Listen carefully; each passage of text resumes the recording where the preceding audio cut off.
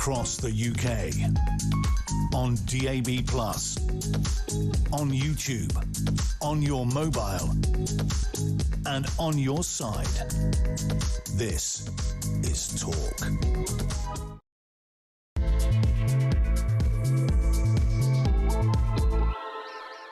A very, very good morning to you. This is Talk with a Home of Common Sense, and I'm Julia Hartley-Brewer. And whether you are listening on DAB+ radio or on your smart speaker, watching on YouTube or your connected device, thank you very much indeed for your company. If you miss anything from the show, you can go to my YouTube page, the Julia Hartley-Brewer Show. Hit subscribe. You never have to miss a thing. Coming up in this hour, we're going to discuss the fact that small boat migrant arrivals are on course to hit 200,000 in the official Home Office figures that will be out later today. That's since the crisis of, and it is a crisis, of Channel migrant boats began in 2018, just 8 years. Now, how many have we deported? Not as many as 200,000, let's put it that way. Meanwhile, Keir Starmer's very busy talking about and holding meetings about what he calls the crisis for all of us of anti-Semitism in this country. He's yet more meetings.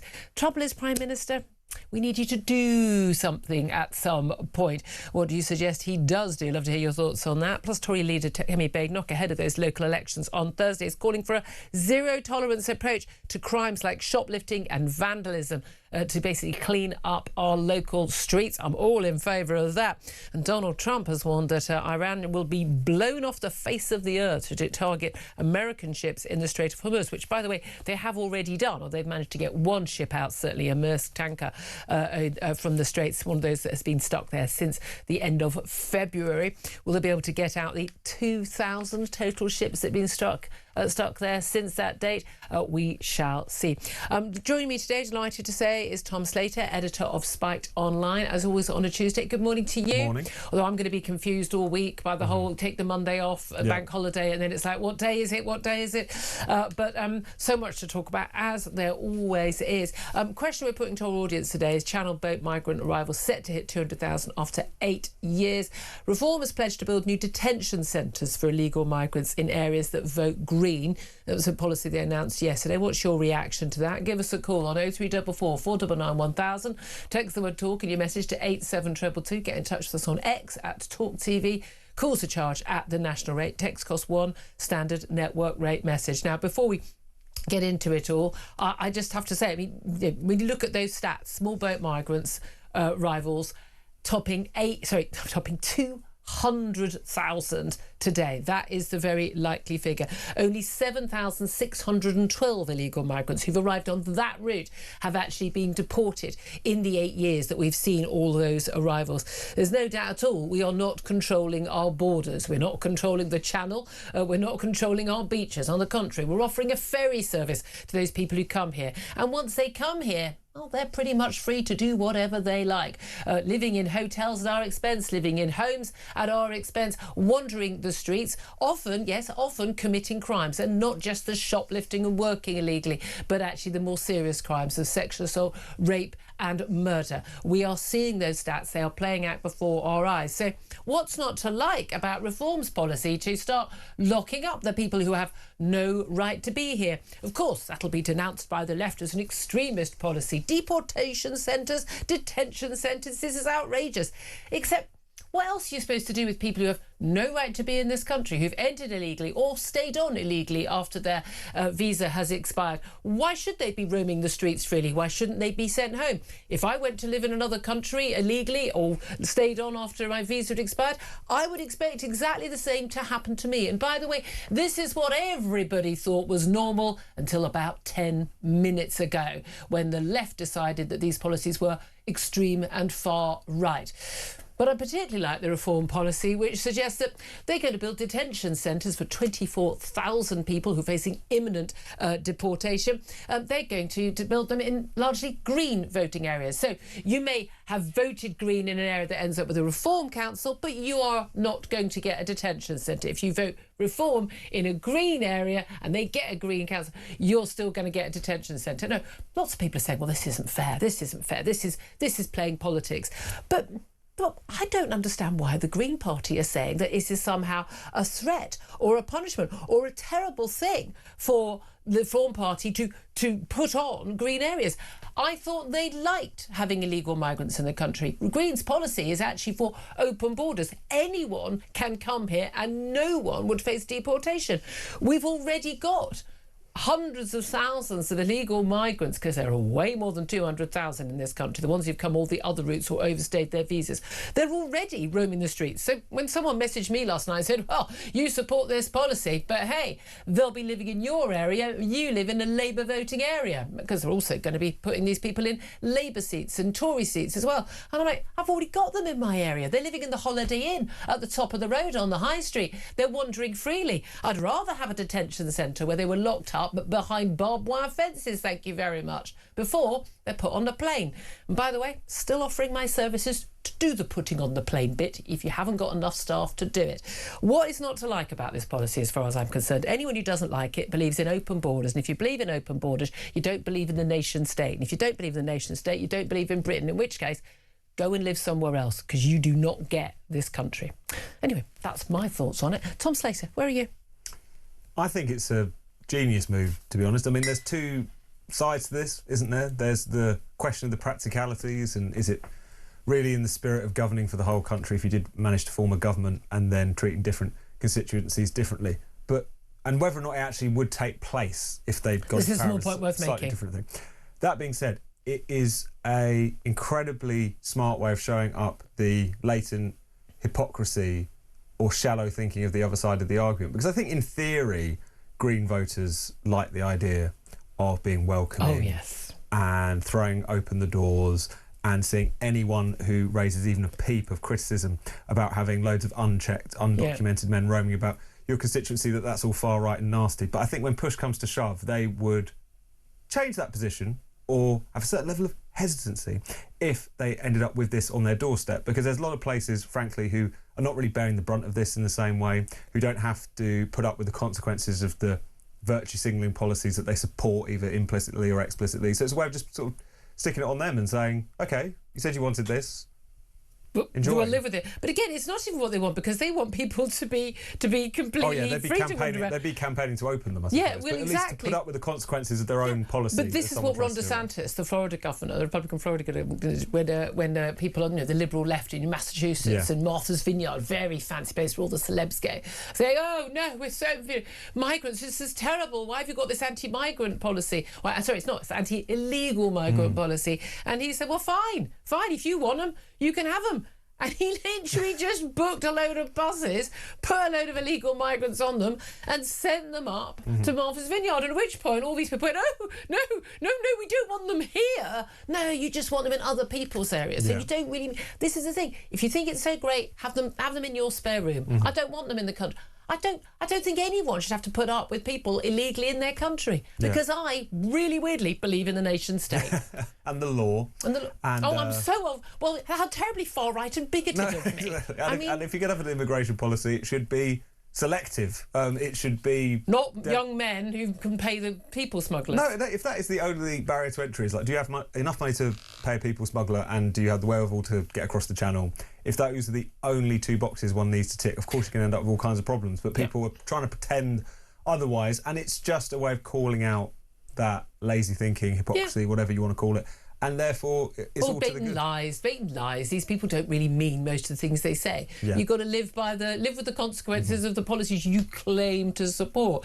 And we will come to that, because I want to talk about the Prime Minister. He's hosting meetings in Number 10 today. Of course he is. He loves hosting a meeting. How you solve everything is you make a statement or you host a meeting.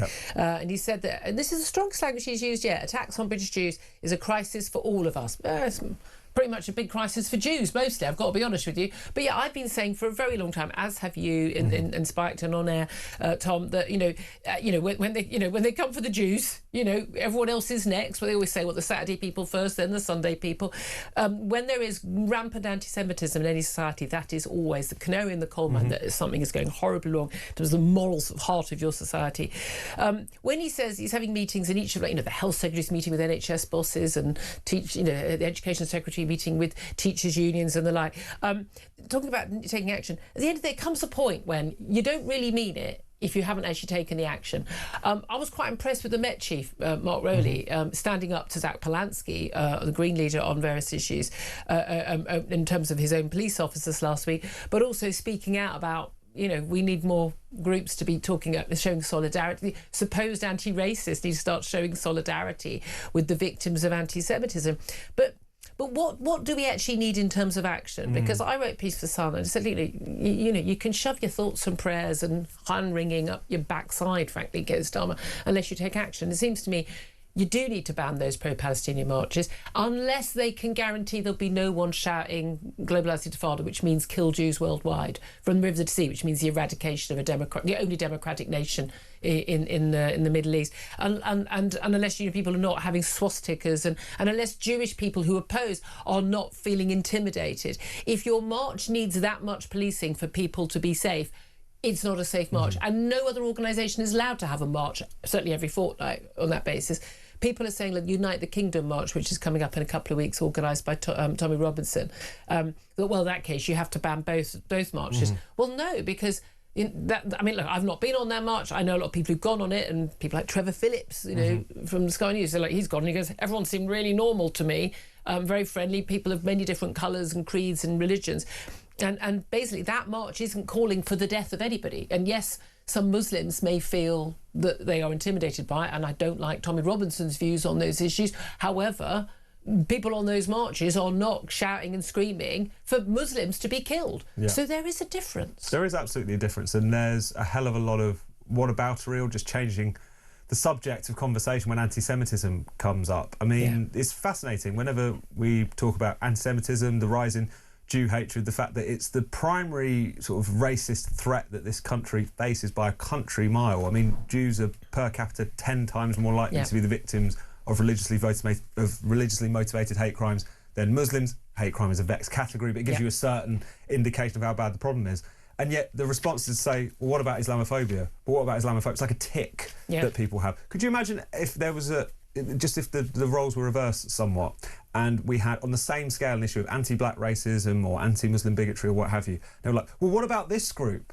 Well, we know what happens when people are shouting on about Black Lives Matter, and anyone who said, well, White Lives Matter too, these people were cancelled. Yeah, no, exactly. And it's amazing the double standards that exist here. And it's because of the fact that when people raise, this march rather than that march, even though we all know that whatever you think about Tommy Robinson, it is not leading to or adding to a climate of violent hostility towards any particular group. The fact that there is this constant need to change the subject shows that the left in particular, when their outriders not engaging in this anti-Semitism or making excuses for it, they're minimising it, they're trying to downplay it. And you think when your whole creedicure, your whole point of politics, if you push them, was that they're against fascism, racism, they're for social justice. Why is it that when you're confronted with actual Nazis, people dressed in black firebombing Jewish ambulances and people stabbing Jews in the street, that you clam up, you bristle, it almost irritates you to have these cases And why aren't you talking about, as Zach Polanski did on the Sunday round of media, why aren't you talking about the attack on a Muslim as well? Because that doesn't matter.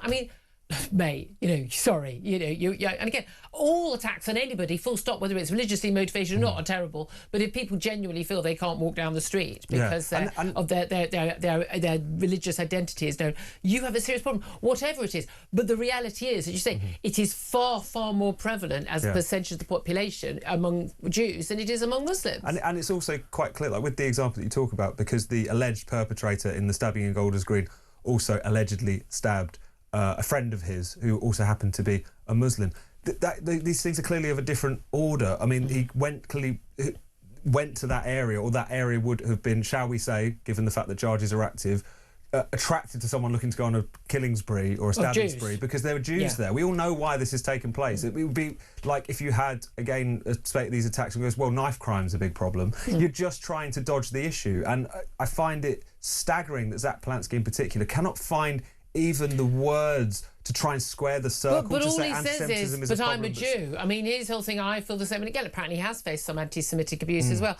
And again, this is the thing. It's in the same way as that when you get activists saying that, you know, Kemi Badenoch or Suella Braverman are sort of, you know, what are they calling it, Uncle Toms or Oreo, or no, whatever, coconuts and things. Yeah. Idea that, like, well, you appear brown on the outside, but you've got white views inside. It's the idea that anybody from any different political background, any different sort of racial background or ethnicity or religion has to have the same views. Yeah, I mean, of course. that in itself is racism, and they don't get it.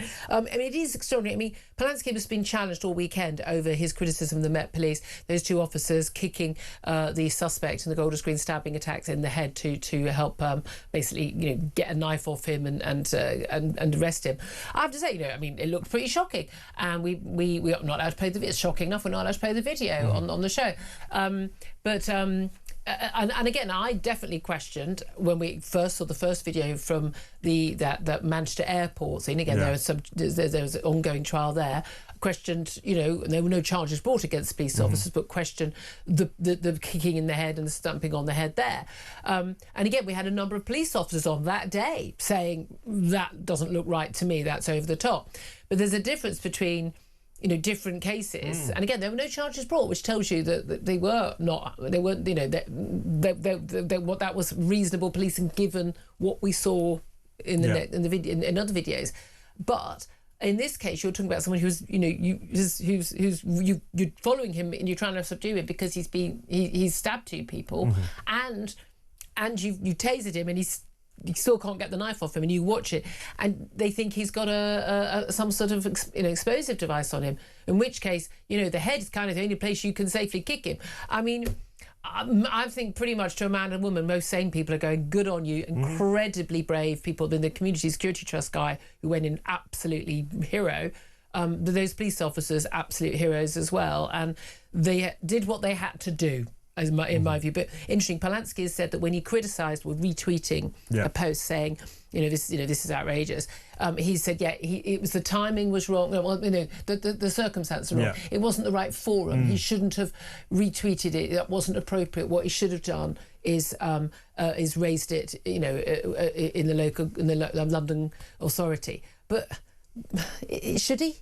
I mean, it just shows he's a coward as well as an idiot. Like, if you're going to repost that stuff, if you're going to be primarily concerned, I mean, he even said in an interview over the weekend that he was traumatised by that video of the alleged suspect getting... I was traumatised by people being stabbed. Exactly. I mean, this is absolutely staggering. And also no sense of the fact that the sort of situation that the police were having to deal with, was he wearing a suicide vest, all of these things, this kind of backseat driving, kind of Monday morning quarterbacking which goes on whenever the police are dealing with an incredibly difficult situation, I think is nonsense. But if you're going to retweet that, if you're going to make that criticism even via someone else, at least back yourself. At least, you know, don't stick back to down what it at is the you're first. saying. I mean, I wasn't apologising for saying it or sharing it. I was apologising because it's the wrong forum. I mean, this is just pathetic. So, but I think this is one of the things about Zach Polanski.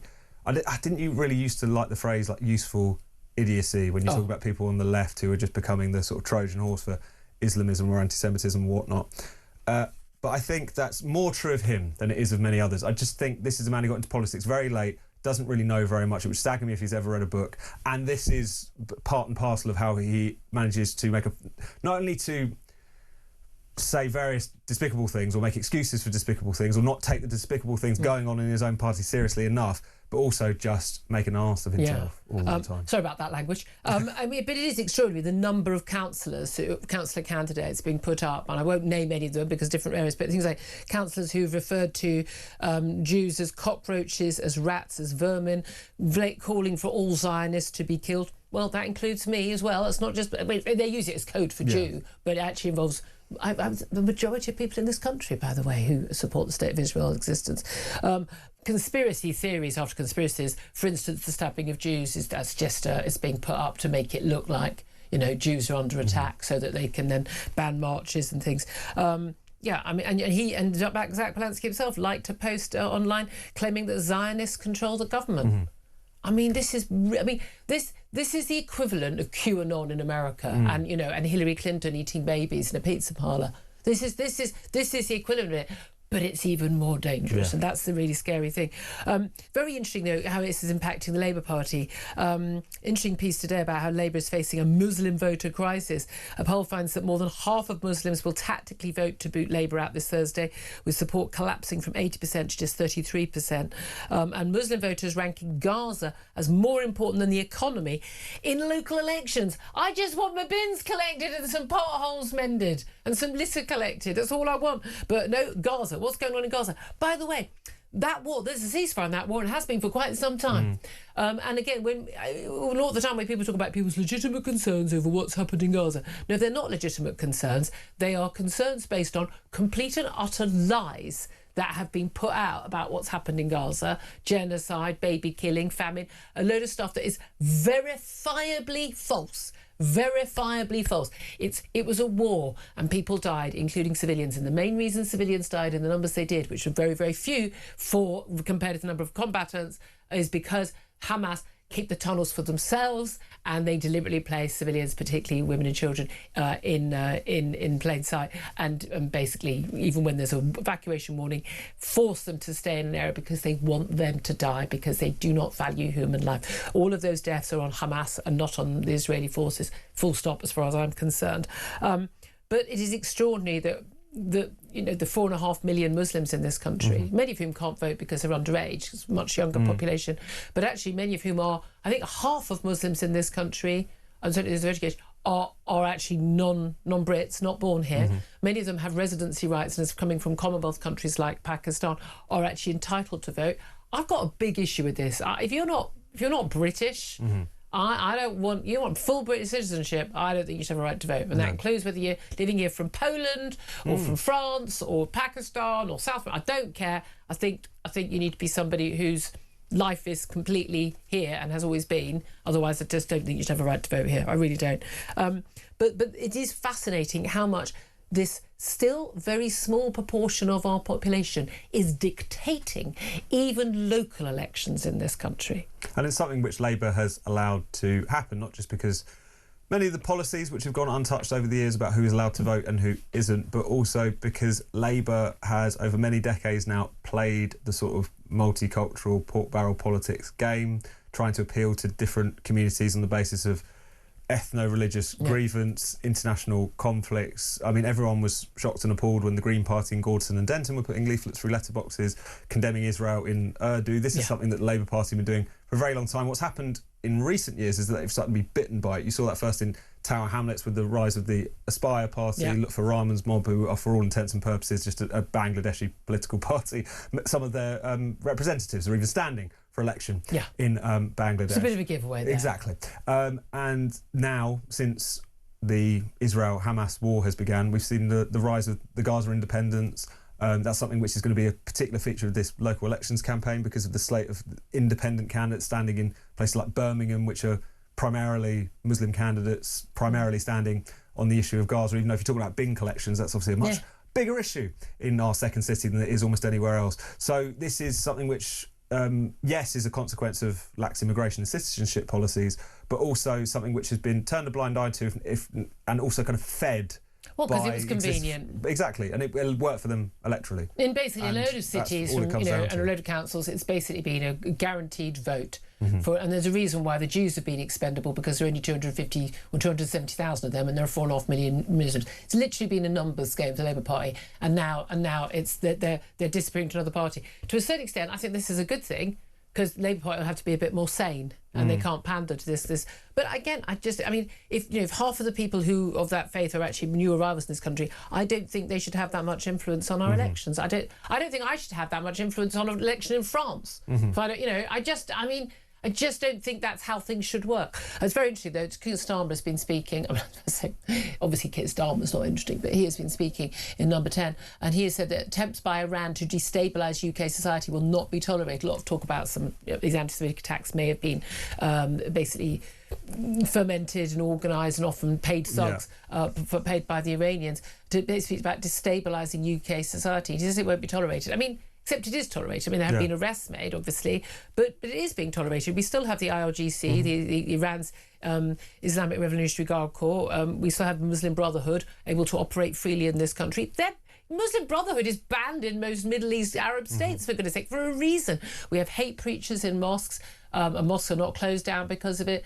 We have these marches on the streets. It is absolutely being tolerated every single day. Absolutely. And it's clear that the Iranian influence and meddling and attempting to attack Jewish people or Iranian dissidents on our soil has been going on for a long time, completely unchecked or certainly not taken sufficiently seriously. The other troubling dimension to that, though, is this recruitment of sort of local thugs, as you describe, because of the fact that they're often drawing on our existing anti-Semitism problem within this country.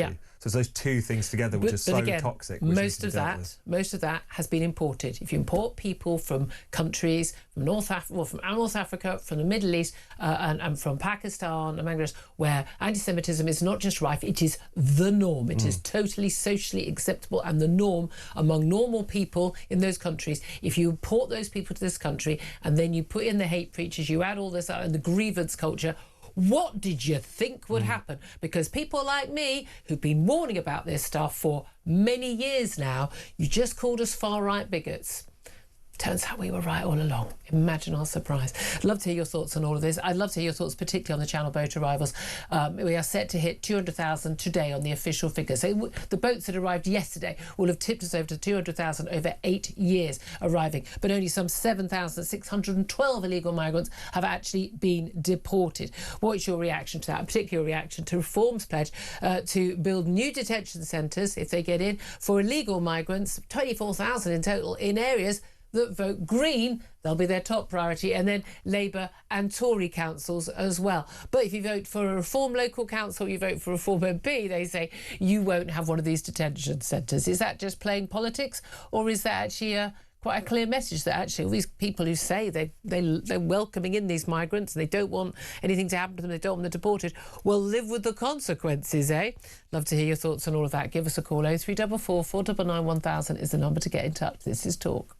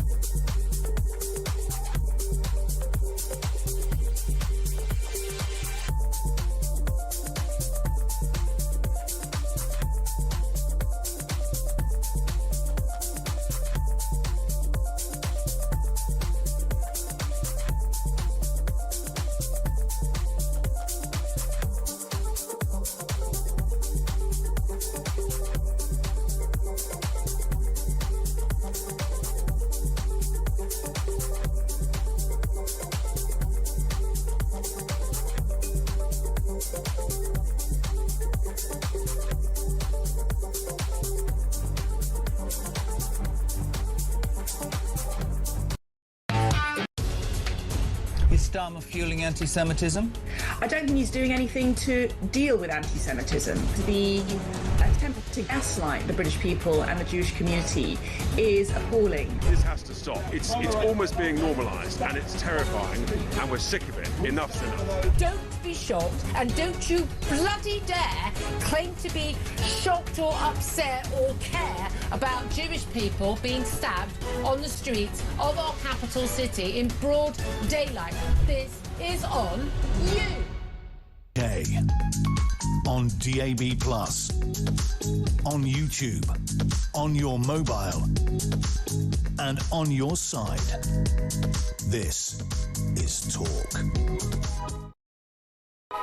Good morning, welcome back to the show. 10:32 is the time. Let's get to some of your texts and tweets coming in about Channel boat migrant arrival set to hit 200,000 after 8 years. That's today. We're expecting those Home Office figures in the next couple of hours.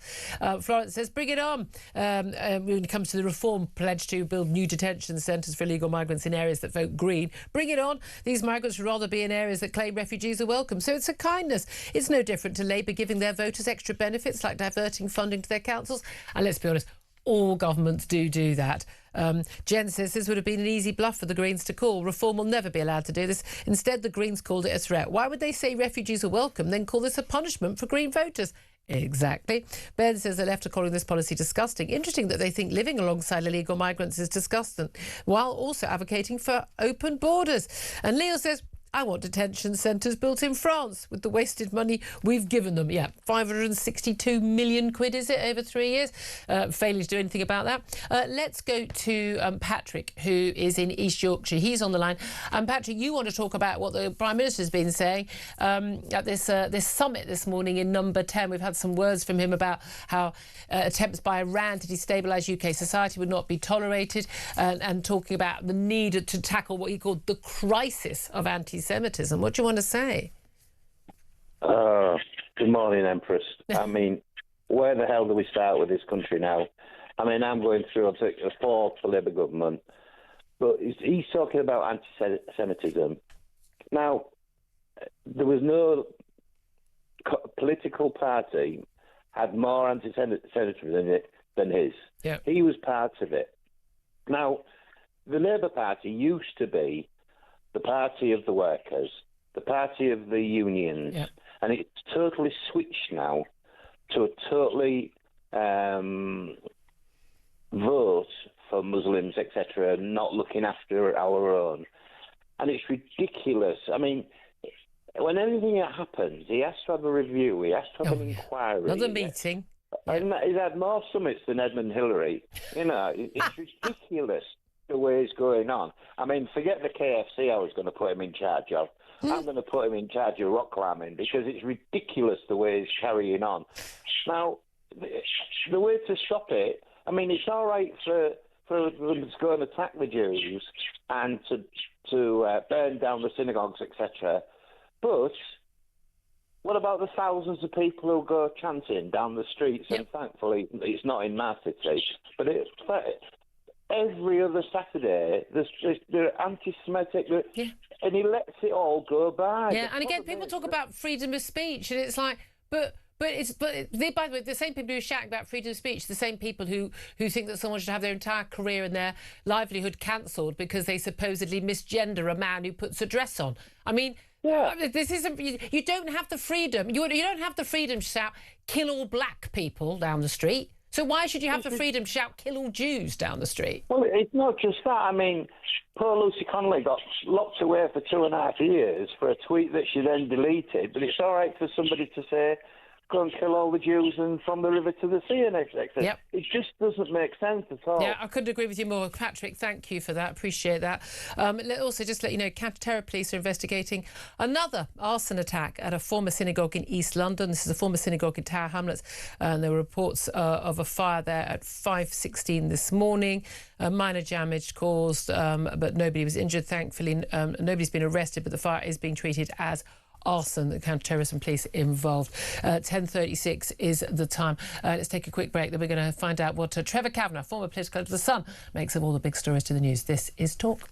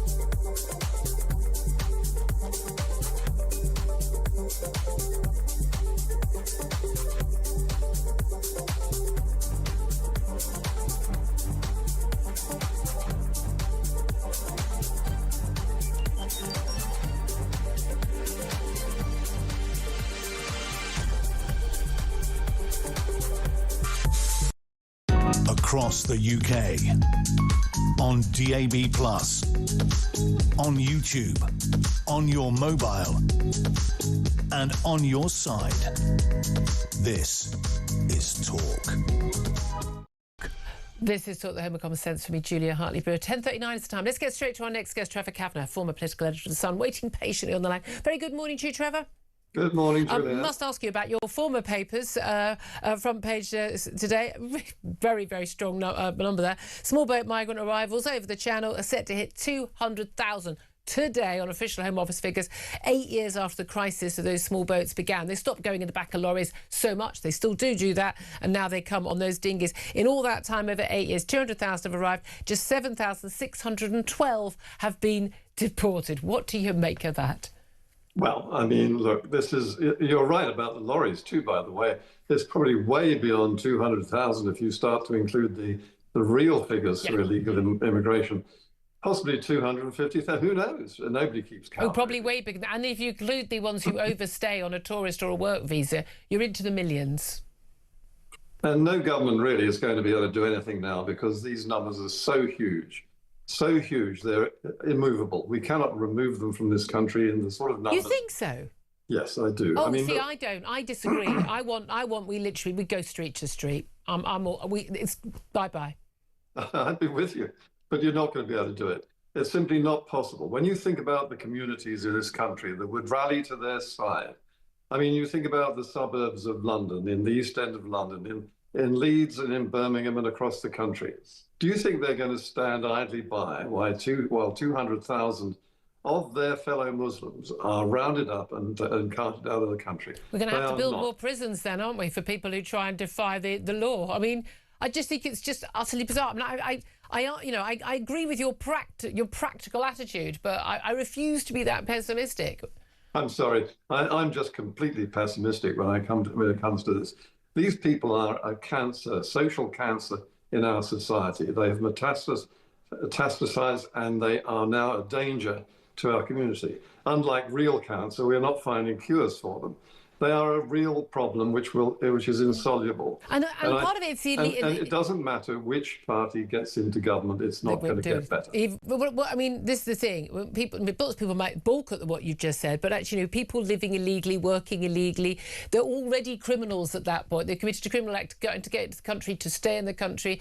The level of criminality on our streets, an awful lot of it, including very serious crimes like rape and sexual assault, are being committed by people who have arrived here from abroad, who've often not got a right to be here, and we seem to do nothing about it. What do you make of the reform policy? They said if we get in, we're going to build detention camps, we're going to deport 600,000 people over 5 years, we're going to have 24,000 detention camps at a time, and we're going to build those camps starting in green areas, but then also Labour and Tory areas. But basically, if you vote in a Reform council, a Reform MP, you're not getting a detention camp in your area. What do you make of that? Well, look, I may be pessimistic, but I'd really love to be proved wrong, and I'd love to be proved wrong by a Reform government or a Reform Tory coalition or whatever. I think the whole country would love to see me proved wrong about this. Well, not Zach Balansky. Well, Zach Balansky is the essence of the problem, isn't he? I mean, this is a really serious problem. I thought that Kemi Badenoch this morning, when she took on a heckler on the issue of Jews being persecuted in this country, and the Labour Party, you were talking earlier about it being the party of the workers, it was until comparatively recently also the party of Israel, supported by Jews. Jews flocked to the Labour Party throughout the entire last century because it was seen as the humane face of British society, giving a welcoming arm around those who were fleeing persecution. That has totally changed. We're now putting the arm around people who want the end of Western culture, of the Western society, and what remains of Western religion. Yeah, indeed. And that's indeed the rise of the Green Party has been absolutely fascinating, and how damaging that has been to Labour. And of course, we've seen the rise of the Reform Party and how damaging that has been to the Tories, but also the Labour Party. What do you make of the fact that Keir Starmer is doing another summit, making more statements? Oh, he loves a meeting, does that man, in Downing Street, talking about dealing with the crisis of anti-Semitism after that horrific stabbing, double stabbing in Golders Green last week. But he's basically not been on the campaign trail pretty much at all. He's appeared in a tiny number of constituencies of local council areas, because basically he's so toxic they know that he'll lose them votes rather than help them with votes.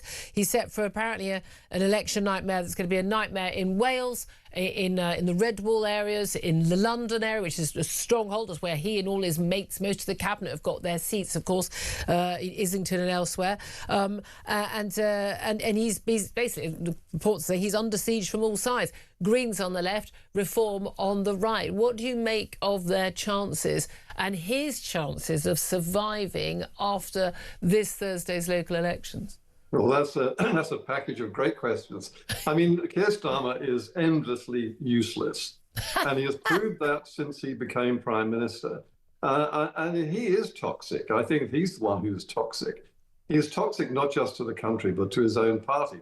But the strange thing is that he cannot be removed or dealt with or treated because nobody else in the party is any better or any more likely to put the country back on an even keel. They're all going to make things much, much worse because they have policies which will appease those people who are trying to undermine and bring down this government from within. I mean, it's a shocking situation where basically we have a government which is at war with itself internally between one faction or several factions and another. And Keir Starmer is the hapless skipper of the boat, which is rudderless with its sails down, its masts broken, and it's all at sea. Yeah, the trouble is we're the ones who are stuck on the boat with them as they take us onto those rocks. In terms of what you think will happen, though, there is this view that, look, you know, they can't agree on who should take over them. There's no one obvious. And there's a Stop Angela Rayner campaign started on the right side of the party. A lot of people wanting to wait until Andy Burnham can get someone to resign their seat so he can stand in what supposedly should be a safe Labour seat somewhere and he can get back into Parliament. You know, Wes Streeting fancies his chances. Apparently Shabana Mahmood, I mean, who knows? Ed Miliband seems to be touted as the Chancellor for virtually all of these people. I mean, that alone brings a disaster onto the country. But, I mean, if you had to put your house on it, that's always my question to people. If you had to put your house on it, who do you think is going to be the next Labour leader and how soon? The choice is between those who are really bad and those who are the least worst.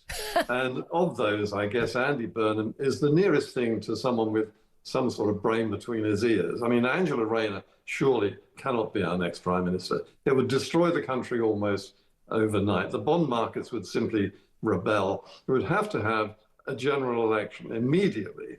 In fact, I think that's not a bad if Starmer goes, we need a general election, full stop. Well, they did say, didn't they, after each Tory leader left, that they didn't have a mandate. I mean, that's not actually how our system works, but that's what they argued when it was them, when it was the Tories, so it would be a bit hypocritical if not. OK, so for you'd like it to be Andy Burnham. Do you think that's who it will be?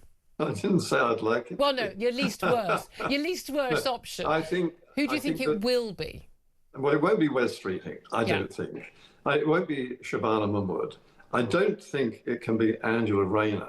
It certainly should not be Ed Miliband. So you're left with... Which, by a process of elimination, leaves us with Andy Burnham. All right, fascinating, Trevor. Thank you so much. Always good to talk to you. Bit of a pessimist this morning. You obviously didn't have a fun bank holiday weekend. Former political editor of The Sun there. 10:47 is the time. We're going to take a quick break. Then we're going to be talking to a former Royal Navy commander about what is going on in the Strait of Hormuz right now. And are we seeing that conflict getting back into escalatory mode rather than basically calming down? We'll talk about that up next. This is Talk.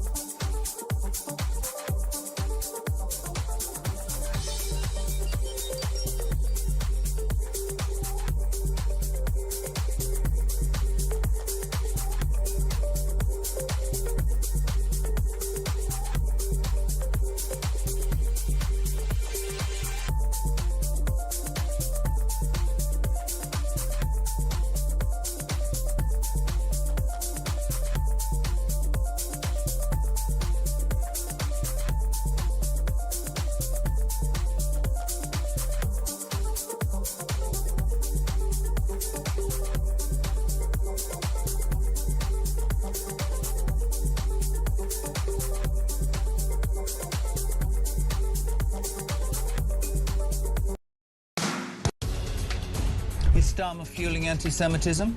I don't think he's doing anything to deal with anti-Semitism. The attempt to gaslight the British people and the Jewish community is appalling. This has to stop. It's almost being normalised, and it's terrifying, and we're sick of it. Enough's enough. Don't be shocked, and don't you bloody dare claim to be shocked or upset or care about Jewish people being stabbed on the streets of our capital city in broad daylight.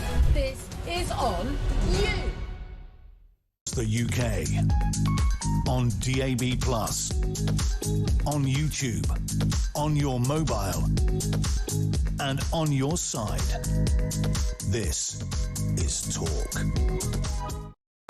Morning, welcome back to the show. 10:51 is the time. Delighted to welcome Tom Sharp, OBE, to the show. He's a former Royal Navy commander, joins us in the studio. Good morning to you, Tom. Appreciate your time.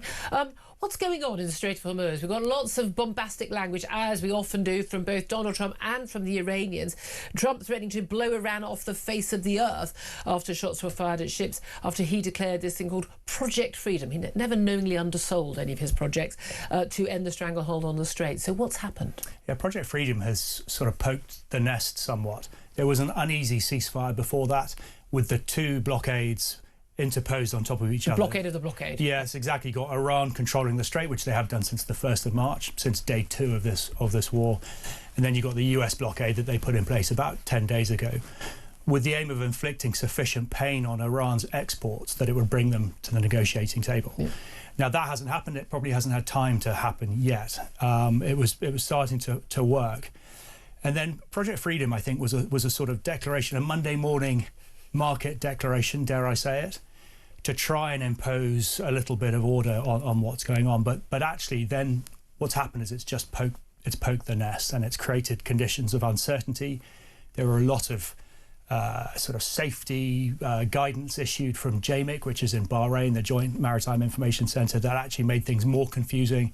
And now the uncertainty that's stopping shipping remains. Because there were about, I mean, not most of them are not tankers, but there are about 2,000 commercial shipping vessels that are stuck in the Strait of Hormuz. I think about 160 or so are oil tankers. And they've been there since February the 28th. We're now in the 3rd month of this war, and people desperately want to get them out. But the main issue is Iran says they've mined the strait. It's a tiny, 24-mile wide, but actually some of it you can't even use because it's just not deep enough, some of these tankers certainly. And they've also got these sort of explosive laden little rowing boats, fishing boats, just put a motor on it and just send it there, and they've got drones as well. Is it possible for the Americans to just send in battleships and just say, bring it on, we're going to escort these ships out? And would those ships, would their owners and the people working on those ships, are they going to be willing to risk that? I would say it's not possible. The Iranian threat, whether that's the air threat, which we haven't seen much of this time around, obviously. Got much of. Well, we don't know. That's the problem. I mean, and it doesn't take much. It only takes a couple of their better missiles still in a bunker somewhere up a mountain 100 miles inland, and that threat still exists. And this is the exam question. What level do you have to drive that down to assure shipping that it can go past? And that answer is nearly zero. Yeah. Only 1 in 3 will get bombed, or only 1 in 100, or presumably the insurance companies are like, we need zero. We're not interested. They're not interested, and yesterday they were not interested. And likewise, the surface threat, which we are now seeing appear, that's been very much the case for 30 years. They've been preparing for this for 30 years. This dispersed, very light, as you say, it can be jet skis, it can be fishing boats, literally anything. Very hard to strike. So that still exists. Does it exist enough to pose a threat to the US Navy? Yes.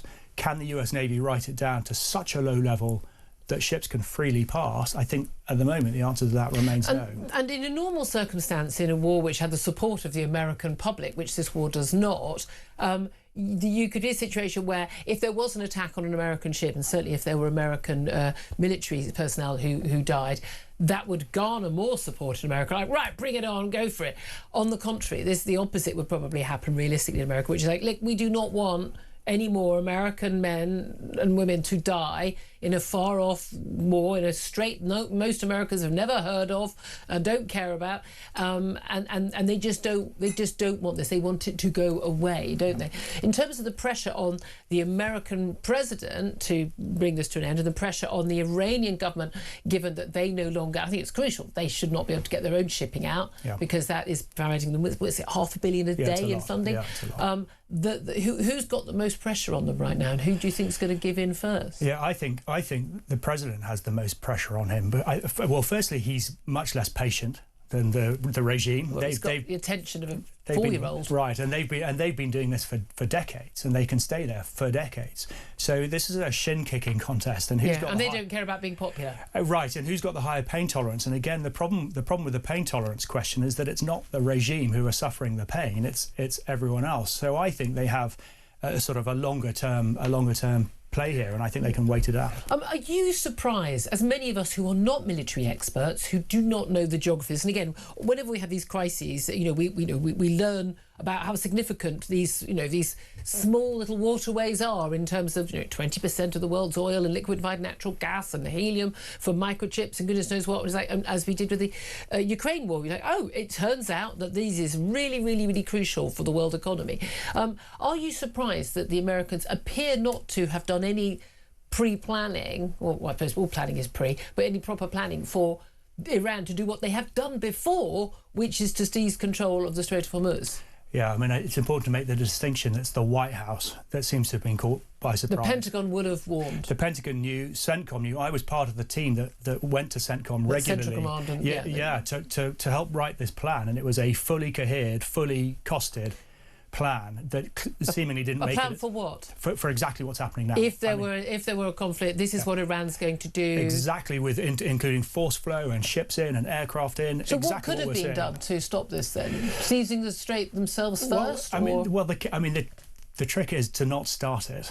That plan is why previous presidents have gone, do you know what? Because they see the spreadsheet and they see the Iranian capability, and then they get a brief on exactly what we're finding now, which is how hard it is to strike back, and they decide to not do it. And also the unwillingness of democracies to take the hit, the economic hit, as has been suggested by Peter Hegseth and others.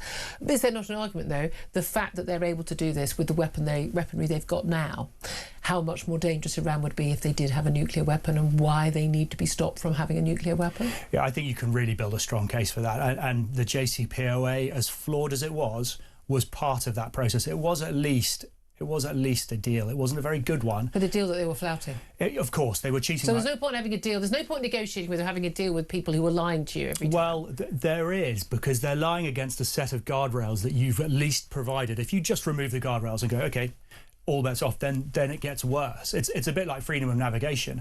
If you just take those guardrails away, then China and Russia will behave worse more quickly. 10 seconds. How's this going to end? Well, there's a risk that the 3, 4 and 5 American flagships are removed. Trump calls the strait open. He's restored freedom of navigation, and he walks away. That's the nearest possibility. That would be a good outcome for the rest of the world's economy, but would it be a good outcome for the Middle East and the Iranian people? It wouldn't be for the rest of the world economy, because there's now a toll on the freedom of navigation forevermore. Yes, which has been one of the principles established. I'm going to get Tom Slater's views on all of this. Fascinating, Tom. Sharp to have you in the studio. Thank you very much indeed. If only there was such clear thinking, perhaps in any of our governments around the world. But there we are. It's coming up to top of the hour. Lots of calls to take, lots more to talk about. This is Talk. We are the home of common sense.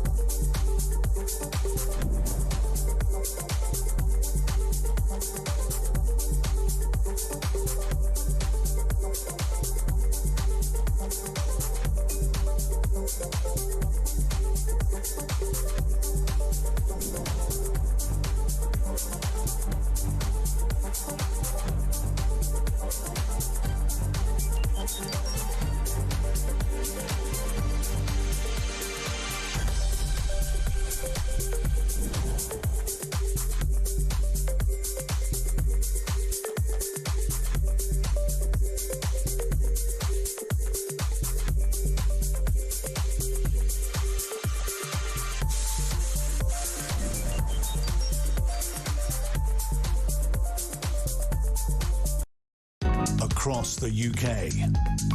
On DAB+, on YouTube, on your mobile, and on your side. This is Talk.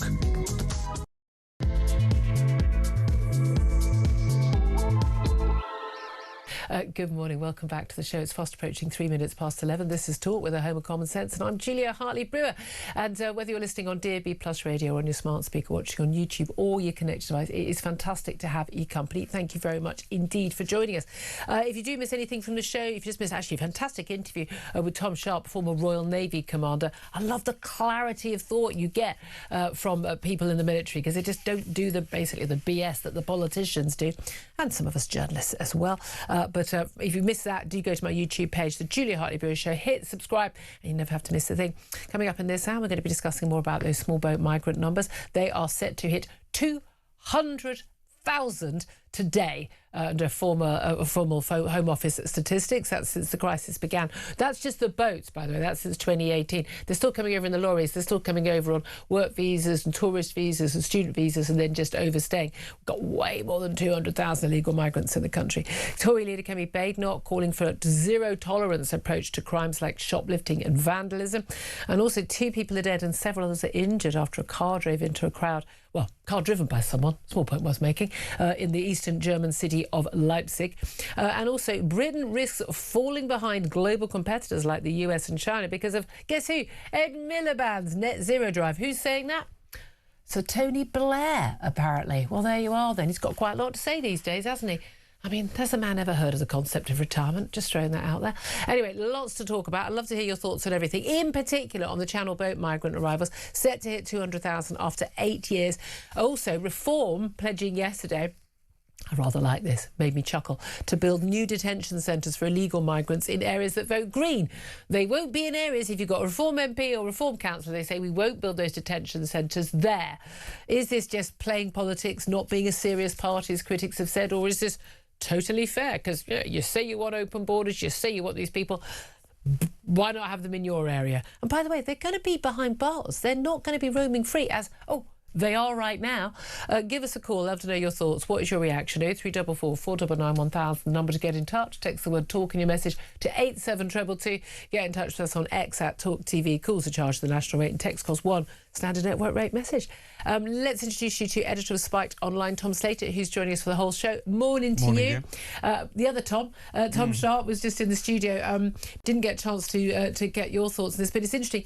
What's going on in the Strait of Hormuz. This is, in Iran, this is impacting on loads of the stories today. We had the Prime Minister hosting this summit in number 10, because God, that man loves a meeting, saying that attacks on British Jews are a crisis for all of us, but also saying that we will not tolerate attempts by Iran to destabilise UK society. Lots of concerns that some of these anti-Semitic arson attacks in North London, and there's another arson attack that's being investigated by counter-terrorism officers in Bethnal Green in East London, that these may be motivated and paid for and pushed by Iranian agents, and this is a deliberate policy of the Iranian government. And he says they won't be tolerated. A, they are, yep. And B, in the context of what's going on in the Iran conflict, there's no reason why this is going to stop any time soon, is there? No, not at all. If anything, it's been clear well before the Iran conflict kicked off that the Islamic Republic, I should say, state has been procuring local thugs across Europe to attack Israeli embassies, to attack Jewish sites. There's been a string of arrest plots foiled and so on and so forth. And it's clearly just been put on steroids, that programme, since the war began. Everyone could see this. There were those attacks on Iranian dissidents in West London not too long ago. This is before the Iran war began, and yet it's only now that Keir Starmer is saying we cannot tolerate this. The Islamic Republic is not going to respond to firm rhetoric from number 10. What it requires is action, and given that the IRGC remains unprescribed, given the fact that there has been no indication really that more powers or efforts or resources are going to be put towards stopping this from taking place, it just, as ever with Keir Starmer, comes down to mere words. It's sound bites. Again, when he said stronger words, a crisis for all of us. And I've actually seen, you know, some people say, wanting to speak up, we need stronger words. Yeah. No, we don't need any more words. We literally need to start arresting people. If you're a foreign citizen in this country and you are tweeting about, you're putting out blatantly, these people, the people who are obsessed with hate speech, hate speech. You know, let's start arresting some of the people who are on our soil, who are not British citizens, who are living in this country, often on benefits, by the way. Why this is happening, I do not know, but they have been allowed to do so. Who are putting out on social media or preaching in mosque, or because, by the way, this problem is a Muslim problem. If you look at the names of most of the people who are being arrested for anti-Semitic crime and who are being convicted, I'm sorry, they're not called John and Belinda. Right? They're not. It's as simple as that. We've imported this problem as we've imported people from countries where they have an overwhelmingly normal view that Jews are, you know, as some Green Council have been saying, cockroaches, rats, vermin. They deserve to die. They're the cause of all ill on the planet. The destruction of Israel is the main aim of some of these people and some of these countries as well. If you import people from those countries, do not be surprised if you import their views as well. Oh yeah, and also their views about women and about gay people and everybody else as well. What a surprise. You know, none of this is a mystery to anyone who's been paying attention for the last 30 years. But it apparently is a complete surprise to anyone in the Labour Party, anyone on the left, and quite a lot of Tories too. But the reality is, you know, they need to actually start dealing with it. These people shouldn't be in the country. The people who are British, who we're stuck with, who have these views, whether they are Muslim or non-Muslim, you know, white, brown, I don't care. You know, you don't get to go on a march where you walk down the capital city streets where you shout, you know, from the river to the sea about the destruction, calling for the destruction of Israel, and you don't get to shout globalised intifada, which means kill Jews worldwide. You don't get to do that. You don't get to put swastikas on the Star of David. You don't get to, you know, say kill all Zionists. You don't get to do that because your freedom of speech does not extend that far. No one's does. We need to start arresting those people, and if those march organisers can't stop those people from doing that, those marches need to be banned. I've got no issue with people pretending they really care about Gaza. They don't. They care about hating Israel and Jews. Let's be honest what they actually think. But if they want to pretend convincingly that it's about Gaza and Palestine, then I'm quite happy for them to do their marches. But they don't get to do the anti-Semitic stuff as well. And if the organisers can't stop that from happening, which they apparently can't, then you don't get to have your march. That's the same rule for any other organisation having a march. You need to be able to, convince police that you can maintain order. And if you're allowing mass breaking of the law, you're not maintaining order. And the only reason we don't see riots is because the police don't go in. If the police actually started pulling people out of those crowds who are shouting those slogans, if they pull the people out with the horrific, Nazi, swastikas and imagery, there would be a riot on the streets. So that should not be allowed. No other organisation would be allowed to do it. But they're not doing that. They need to start taking on the hate preachers in the mosques, closing down the mosques where the hate preachers have. They need to go on. They need to be in the schools, in the universities. Every single time a Jewish student is afraid to go to a lecture because they're being targeted by other students or even academics in university, I want that university fined £1 million every time. Every time, because that'll focus minds. We can deal with this, but it's going to take a bit more of a backbone than, frankly, our Prime Minister has. Yeah, I mean, he doesn't have any moral authority on this issue. No He's allowed it to creep up. He's been completely over a barrel because the way in which British Muslim communities have been rebelling against the Labour Party, and he's internalised this idea that, therefore, that makes it impossible to talk about these issues without alienating them. And he has shown time and again that, if anything, when it comes to action rather than words, the actions are things that will boost the supposedly pro-Palestine but ultimately anti-Semitic side of the argument, recognising a Palestinian state, essentially rewarding Hamas for terrorism, clutching his pearls whenever anyone described these marches as hate marches, even though if you pay any attention to what's been going on them, or any attention, by the way, to the groups who were organising them. With close links to Hamas. Yes, I mean, like one of them, the Muslim Association of Britain, has been involved in many of these demonstrations. It was founded by a former Hamas chief who now lives in London for some reason. This is plain as anyone can see. And the reason that you're seeing this two-tier policing of these protests is what we've realised over the past few years is that essentially, particularly if you've got a cowardly police force or a state which is increasingly kind of politically partial or concerned about the optics of cracking down on a certain form of protest rather than another, then it essentially becomes a form of mob rule. If there are too many of them, then the best we can do is facilitate this as best we can and maybe make some arrests afterwards on the basis of the CCTV. That becomes it's the same as the Aston Villa Maccabi Tel Aviv match. Like, there was a threat of basic mob violence against the Israeli team, so the decision was ban the Israeli team. That's not a solution to the problem. Round up the people threatening mob violence. No, obviously, and yet at the same time, when there were those demonstrations, I was up there for the Aston Villa Maccabi game. Even with the fans banned from being there, there was these demonstrations there. There were young men standing in literally the shadows and the trees that surround Villa Park, masking up and all the rest of it. Police standing back, doing nothing. And in a sense, do you think if they had Union Jacks on and they were supporting Tommy Robinson, do you think they'd have been left to their own devices? Of course not. And this is the thing. We all know this. Yeah. It's just an insult to our intelligence to suggest otherwise, but we have to carry on with this charade. Yeah, absolutely. But again, carrying on with charade while people get stabbed in the streets. The interesting thing is, and we mentioned it a lot earlier, but just actually with so many of the Muslim voters going over to the Greens, I mean, one piece today saying Starmer is facing a Muslim voter crisis. Polls find more than half of Muslims in this country will tactically vote to boot Labour out this Thursday.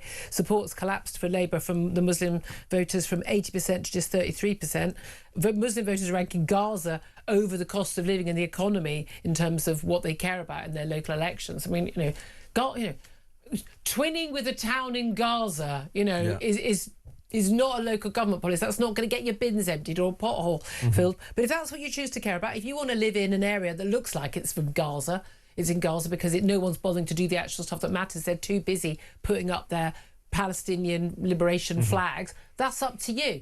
The trouble is, it's going to impact other people living there. But Labour's basically lost that vote. I'm wondering if that's a good thing, because that means that Labour are going to stop pandering to that vote.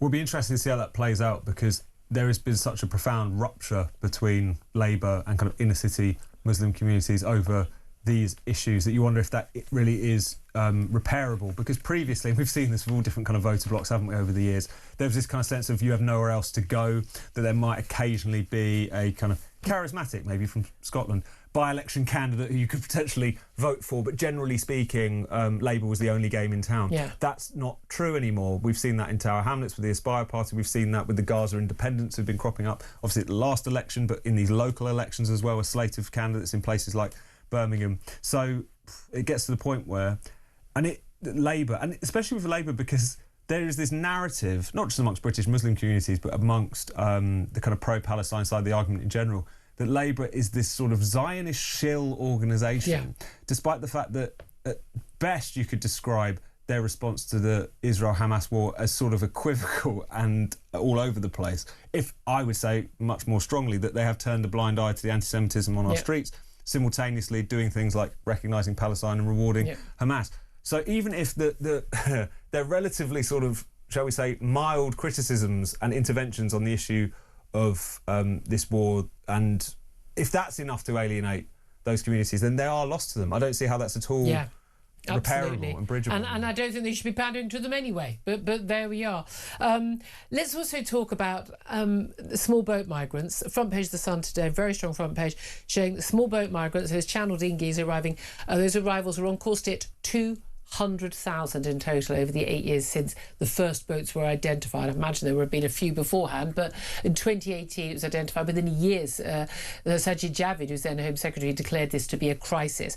But 200,000 have arrived over those 8 years. Another 800 arrived over the weekend. We haven't got the figures yet for Bank Holiday Monday arrivals, but at least 2 vessels were brought in by Border Force authorities on Monday, and we'd already hit the figure of 199,828 by Sunday night. So we only needed to have another 170 odd, and we were going to see that figure moved. Well, we know that there's about 60 or 70 in each of these big super dinghies now. That is very, very, very likely indeed. Now, one more boat alone could actually take them over the mark. It is just extraordinary, these numbers, and in all that 8 years, a sum total of 7,612 illegal migrants have been deported. That one in, one out policy we had much heralded by the Prime Minister last year. I mean, those figures have been, frankly, laughable. 498 people removed to Paris and 482 brought to the UK via the legal route, and that doesn't include the people who've come back. We know at least I think 10 have come back and had to be deported again. We are not in control. Those are just the people who've arrived on the boats. That doesn't include the people we've seen coming in lorries. That is often much unpublicised, but there is still a sizable number, a few thousand, who are arriving that way. But also the sheer numbers of those who've arrived here legally and who have overstayed their visas. They arrive on student visas, on work visas, on tourist visas, and they just stay. And no one does anything about it. Those figures have been estimated to be around the 1 million mark. Given that we didn't know any people from the EU were here after Brexit, and when people had to sign up and go, yeah, I've been here and I've been here a few years, and here's my, my pay packet from 5 years ago to show you my pay slip, we discovered there were 2.5 million more EU residents here. They were here legally. They had no reason to hide their evidence that they were here. We have... You know, when you go in and out of the passport control and you think, because it's all electronic now and people are stamping it and things, that there's someone keeps a record. No one does. No one keeps any records whatsoever. When they did keep paper records, they just put them in a warehouse and just literally piled them up in a warehouse. I mean, they have no idea who is in the country, who's left the country, who's arrived in the country, who's overstayed their visa. They haven't got a clue. Seriously, they haven't got a clue. So realistically, we're probably looking at 2 million or so. Now, one of the things Reform have announced. Reform say they're going to put migrant detention centres in particular areas, starting with those who voted for Green councils in the local elections this Thursday. This has been an announcement from Zia Youssef, their Home Affairs spokesman, and from Nigel Farage, the leader. They've got a policy of deporting some 600,000 illegal migrants over 5 years if they win the election, the general election, as and when we get it. They want to build detention centres to hold 24,000 people in total around the country. And they're saying, well, we've got to build them somewhere. This will be very different from those military barracks and places where someone is in those, that's where they sleep at night, that's where they get their 3 square meals, but they are basically able to walk freely in and out of that camp anytime they want, same as they are where they stay in local hotels or in houses of multiple occupation in our towns and cities. No, they're going to be basically behind barbed wire in a detention camp. Now, he said, given that the Green Party is so in favour of open borders, we're going to put them in green areas first. And what has been fascinating and most telling is the response from the Green Party saying that this is a threat, saying that this is somehow a bad thing. But how on earth can it be a threat to send and build a camp in an area where people have voted Green when the Green Party believes in open borders? The Green Party thinks that anyone at all should be able to come to our country, live here, not just for free and never face any threat of deportation, but actually be given a basic income from British taxpayers to live here and be given a free home. That is literally their policy. And now they're saying it would be a terrible thing if people who arrived here illegally were in detention camps behind bars. They're already in our towns and cities and villages, but they're wandering freely. Mine, for instance, are wandering freely from the Holiday Inn on the High Street and all the local bedsits that they've been put in. Wouldn't it be better to have them behind bars if they're not actually legally allowed to be here and were facing deportation? Therefore, they couldn't flee.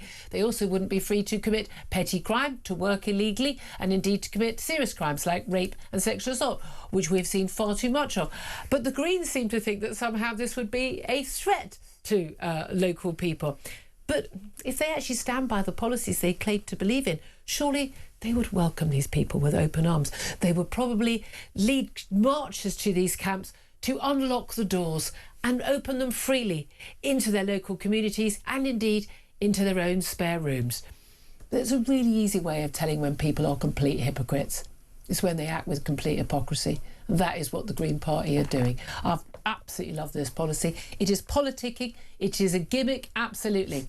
But it's basically calling the bluff of the open border zealots who, well, they talk a good game, but when it actually comes to being on their own doorstep, they don't like it quite so much, do they? Tom Slater, this is playing politics, oh, yeah. No doubt at all. But if you're going to build detention centres anywhere, why not build them in green areas? No, quite. I mean, the only possible objection they could raise is precisely as you say, that the door should be flung open. I think there's a big under-discussed aspect to the immigration question, which is that this is not a 50-50 issue. This is not like 52-48. This is a sort of 75-25 issue, broadly speaking. There was a poll... 75 sane people. No, exactly. In the direction of wanting to get on top of mass and illegal migration. Even about half of ethnic minorities think that immigration is too high. You wouldn't think that looking at a lot of our discussion. When they polled, this is more in common, polled Green Party voters when Shabana Mahmood announced all of her supposedly very controversial immigration and asylum reforms, half of Green voters supported them. Yeah. This is something which, just because Zach Polanski and the people at the top of the Green Party have completely deranged themselves into this sort of John Lennon fantasy that we can have a world with no borders and there'll be no problems. Even you're the sort of person who warms to the virtue signalling of someone like Polanski on a lot of issues, when push comes to shove, do not want this issue on their doorstep. They do not want... They like it in theory. Yeah, and and it's the sort of thing where they might choose not to think about it. But also a lot of people really who, clearly, as we know, the Green Party voters, you've either got basically a very large Muslim vote in lots of inner city areas for the Green Party now. That's they're relying on that now. But you've also got, you know, the universities, the university towns, you know, the graduates with their arts degrees, who basically they don't live in these areas. It's not an issue. It's not an issue for them, and and again, they're the people who are imbued with this madness of all brown people victims, all white people oppressors. I mean, they are imbued with just a complete load of mad, you know, American university utter nonsense, which is based on racism, which is based on judging people by their immutable identities, as opposed to what they say and what they do as individuals, which is always what I find utterly fascinating. And if someone calls themselves an anti-racist, they're a racist. It is as simple as that, because all they think about is that. And again, I don't care whether these people are from France illegally or whether they're from Somalia illegally. I don't want anyone illegal in the country. The same way I don't think I should be allowed to be illegally in another country as well. I think this is kind of basic stuff. Yep. What do you make of Kemi Badenoch? She's done some big interviews today. She's very popular on the doorstep, and she's very popular in lots of the polling lately. There's a lot of talk about how, you know, the Labour Party have a Keir Starmer problem. He's barely gone out and done any stuff on the doorsteps of local elections, because basically they're going on him as toxic. Like, people are literally going, for the love of God, don't come anywhere near my constituency, don't come anywhere near this local council area because we'll lose votes.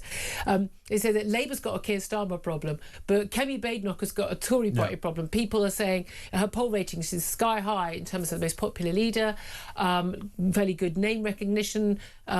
There's all these stats on name recognition, always hilarious. We'll come to that in a moment. But she, in terms of the party, people say, but I don't trust the Tories. Yep. But she's talking about one of the things she wants is things like zero tolerance on crimes that make our lives a misery. So things like shoplifting, vandalism, just general street crime, and how we need to have zero tolerance of that. I mean, surely every party should be standing for that, no?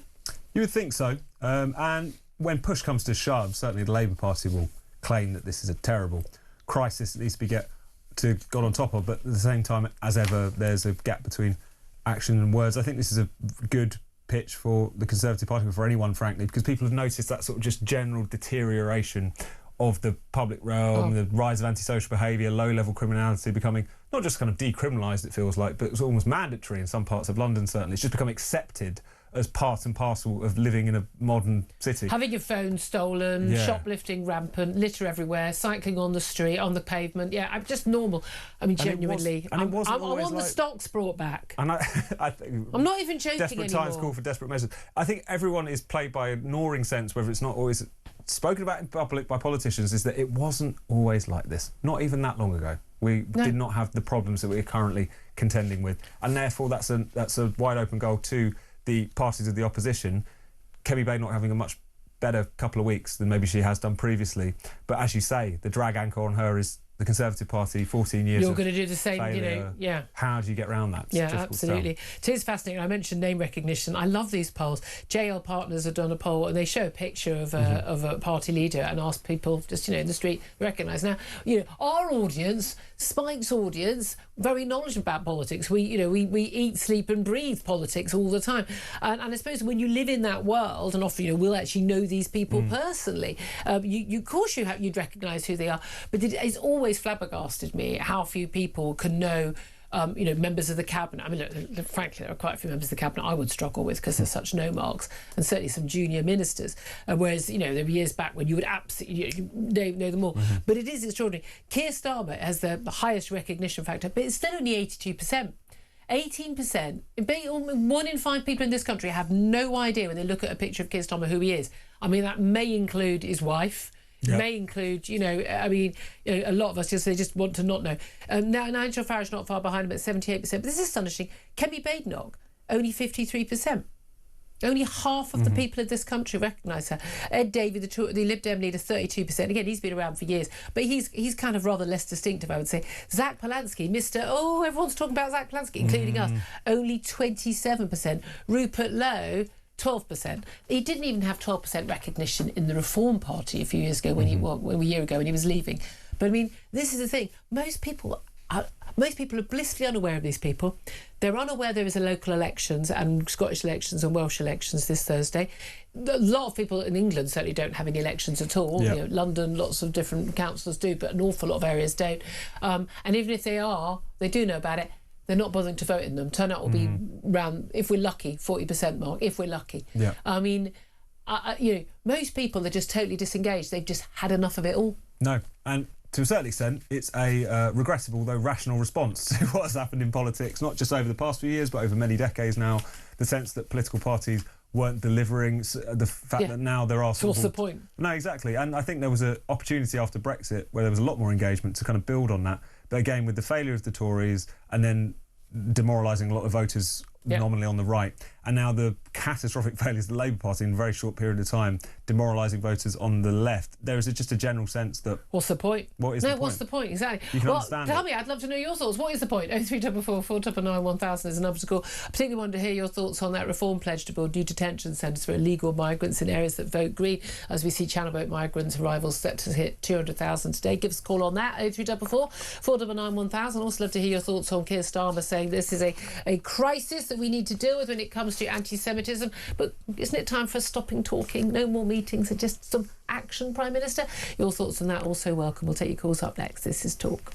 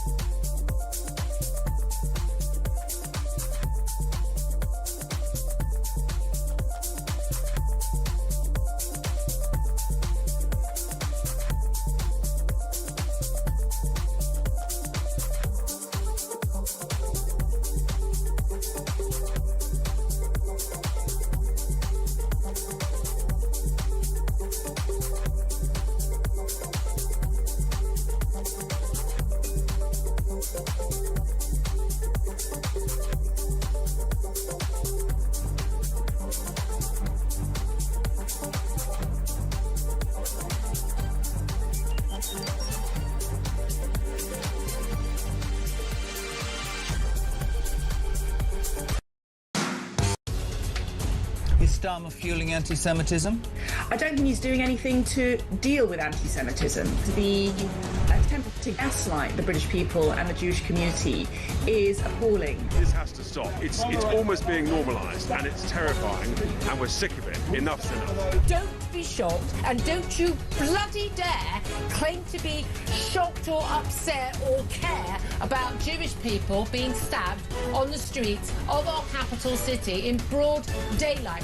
This is on you.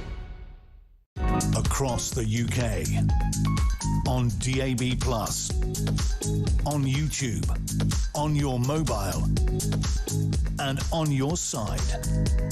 This is Talk. This is Talk, Home of Common Sense. Let's get straight to your calls. 11:33 is the time. Amanda is in Essex. Amanda, what do you want to say?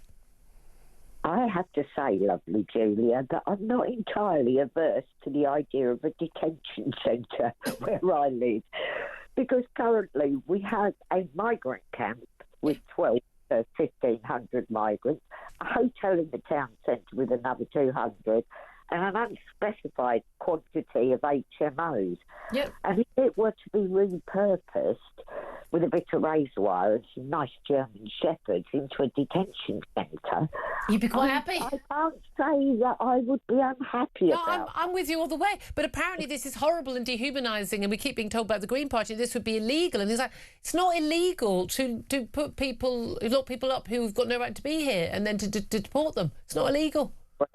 I agree. It would be so nice to walk into my town centre and not find someone defecating on the pavement. That would be nice. Is that too much to ask? Have you genuinely seen that? Yes, and loitering about in large groups to the extent that most of us now have our shopping delivered and our town centre is dying, I'm afraid. Which town centre is that? Braintree. Yeah. We have about 400 bussed in every day to loiter about and shoplift and intimidate a bit. I mean, certainly the crime in my local high street in North London, I mean, virtually all, you hear, I'm not judging on the colour of skin, I'm judging when I hear them speak. They're foreign. They're not from around these parts. I don't recognise my sleepy little market town. We don't have much of a market anymore either, because one market stall holder cannot guard all the way round his stall and cannot afford security, so they don't come here anymore. So it's a free-for-all. I mean, So you'd be quite happy with that. I couldn't agree with you more.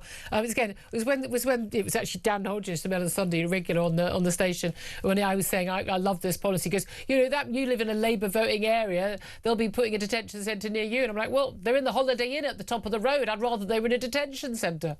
Razor wire around the Holiday Inn, see if I can. I mean, yes, please, I say. I tell you what, though, you can't get in that Holiday Inn. Oh, I mean, the guards are just there within a second if you try to go in to sort of have a conversation with someone. No. Even standing outside, they literally sent people outside to say, why are you here? I'm going, I'm sorry, I live around here. I can stand anywhere I sodding well want. I mean, just extraordinary. But they let them out. Anyway, Amanda, couldn't agree with you more. Speaking for the nation, thank you for that. Andrew is in Hertfordshire. Hello, Andrew. What do you want to say? Yeah, in relation... Good morning. I hope you had a great bank holiday. In relation to Keir Starmer, once again today... Why? We were having a nice show, Andrew. Why? Why do you have to do that? Because apparently, you might not be aware of this, he apparently is the Prime Minister. He doesn't realise I was going to say, who's going to tell him?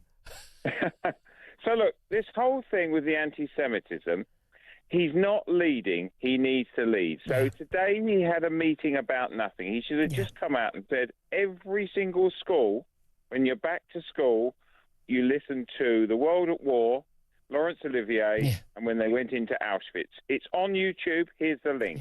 Every university is to play that in the canteen every day. Every civil servant has to watch that. That we have to start with the platform of the reality of the fact there are 14 million Jews in the world and there are 4 million Muslims in the UK. Who's the problem? Yeah, I mean that is simply the reality. But again, I think we need education about the Holocaust. We need education about Israel.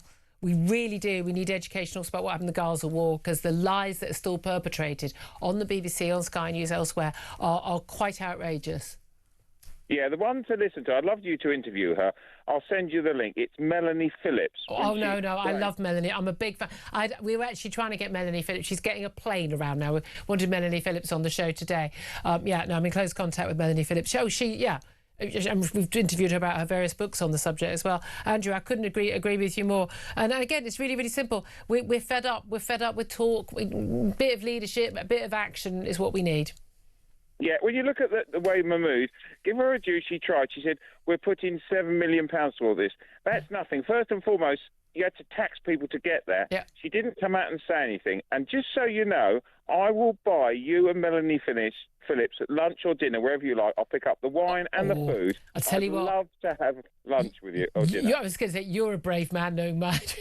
Anyway, Andrew, that's a very kind offer. Thank you very much, Dean. 11:38 is the time. We're going to go straight to a break. Then we're going to be talking to former Met DCI Mike Neville about, this call for zero tolerance on the street crime, but also why the Met Police are trying to extradite the key suspect in Madeleine McCann's abduction and, we fear murder from Germany. This is Talk.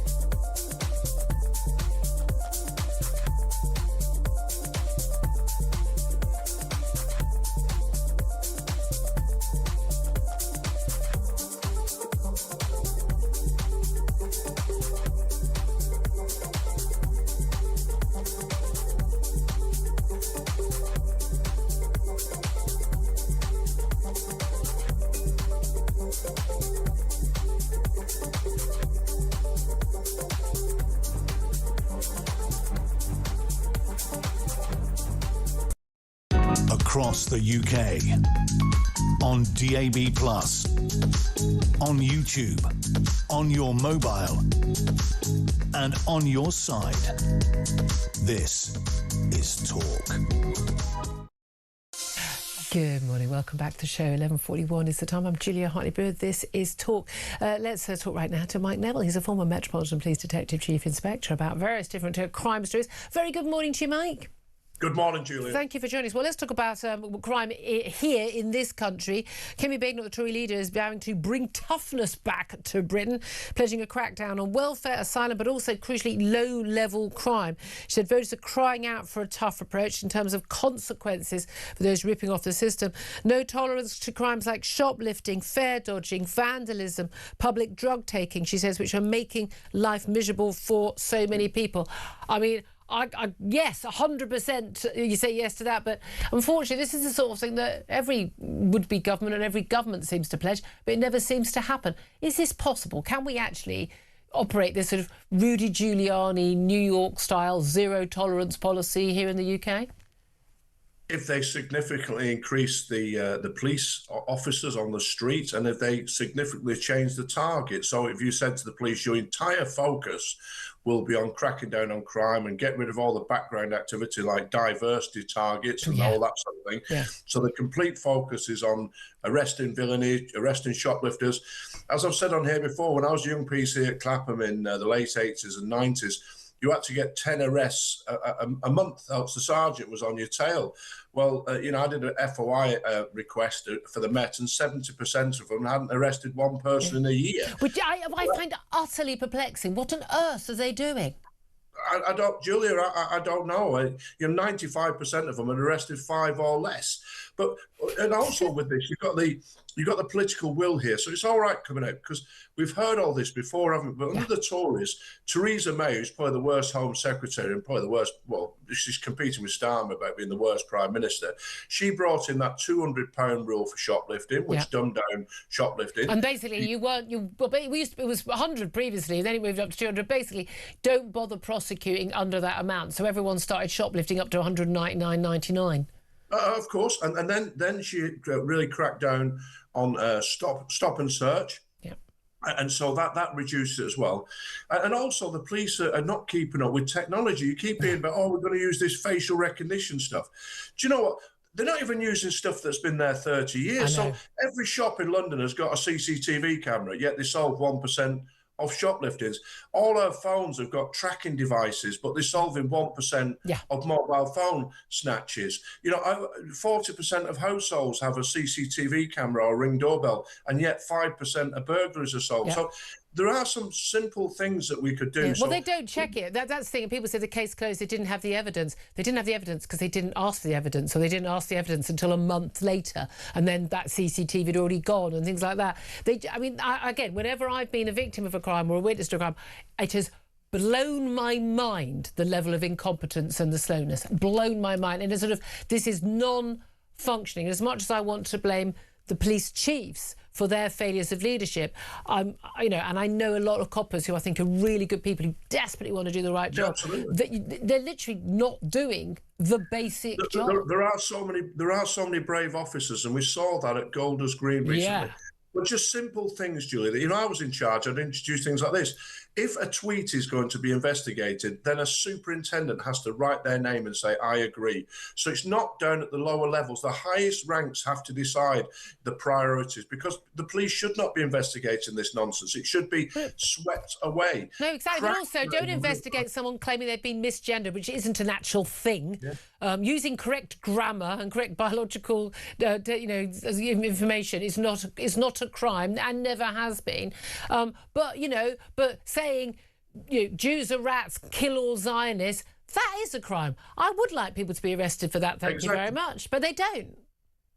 No, they don't. And as I say, I think we lack the political will. It's all right saying this, but I think the government, people are looking at the mainstream parties, particularly Labour, who've let all these prisoners out, cut down. The Tories would have done it. There weren't any prison spaces. But then you've also had the 1-year sentence removed, so you can't be sent to jail for 12 months. Most shoplifters, most low-level offenders are not going to get more than 1 year. Yeah. So if my experience of criminals, and I interviewed many criminals because they used to give me information and used to find out about their lifestyle, and the only punishment they fear is going to jail. These community punishments are seen by them as a joke. Half of them don't turn up. And nothing happens. Yeah, exactly. Well, I've said to you before, tags, look at these tags. The kids will have these tags. So I looked into this. Only 25% of tag breaches have anything done with them.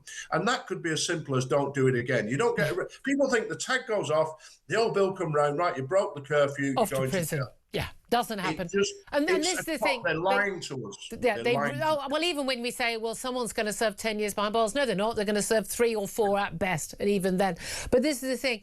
But also, going back to doing zero tolerance. I mean, everyone I talk to in my local roads, rubbish bins everywhere, the littering, the cycling, high speed and scootering on pavements, outside a nursery, the fly tipping, the phone snatching, the scooters everywhere. I mean, just the general Does no one care about this street anywhere feeling that people feel? And also, great, why am I paying for everything? Why am I queuing up to pay the till when he's just walked out with 200 quid's worth of stuff and nothing's going to happen? And people feel like they're being taken as mugs. But what happened in New York, and I know there's some evidence for and against, but the general view was, and I'd lived in New York before and stayed in it afterwards, was that when you actually start tackling, the guy urinating in the street, the guy littering, somebody's dropped their cigarette butt, the broken window, that actually, interestingly, these people have usually got drugs on them, or they've got a weapon on them, they're on their way to or from another crime. You take those people off the streets and everything becomes better. And you do actually stop the serious crimes as well, because there are not all these law-abiding, lovely people wandering around who are being really thoughtful to people who then suddenly commit violent crimes. They're the problem all the time. Well, Julia, there's probably 20,000 people who commit most of the crime. We should just that's it, the end of the line. Thank you. Because I've always been involved in youth work and stuff, and you think I'll give people 1, 2, 3 chances. Yeah. When you're on your 159th chance, maybe that is happening. Yeah. And if you've got 100 convictions, bearing in mind the police solve 1% of crimes. If you've got 100 convictions for theft, that means you've done 10,000 thefts. This is how prolific. Let's be honest about it. Can I just get you, before we go, I want to talk to you also about Madeleine McCann. It is 19 years since she disappeared, and the Metropolitan Police, who've been looking into the searching for her, they're now wanting to bring Christian Bruckner to Britain to stand trial for the abduction and murder of Madeleine McCann. One of Scotland Yard's most senior officers is leading that push to charge the German suspect before the 20th anniversary of her disappearance next May. Basically, he's the man who's, the prime suspect, the chief suspect for the Germans. He was serving time for a very long time for rape of an elderly woman, but he was in the area at the time prior to Liz. He's been the prime suspect for many years. They basically, everyone thought they were going to charge him, but they don't have enough evidence, or there's plenty of evidence of him being a paedophile and being a danger to children.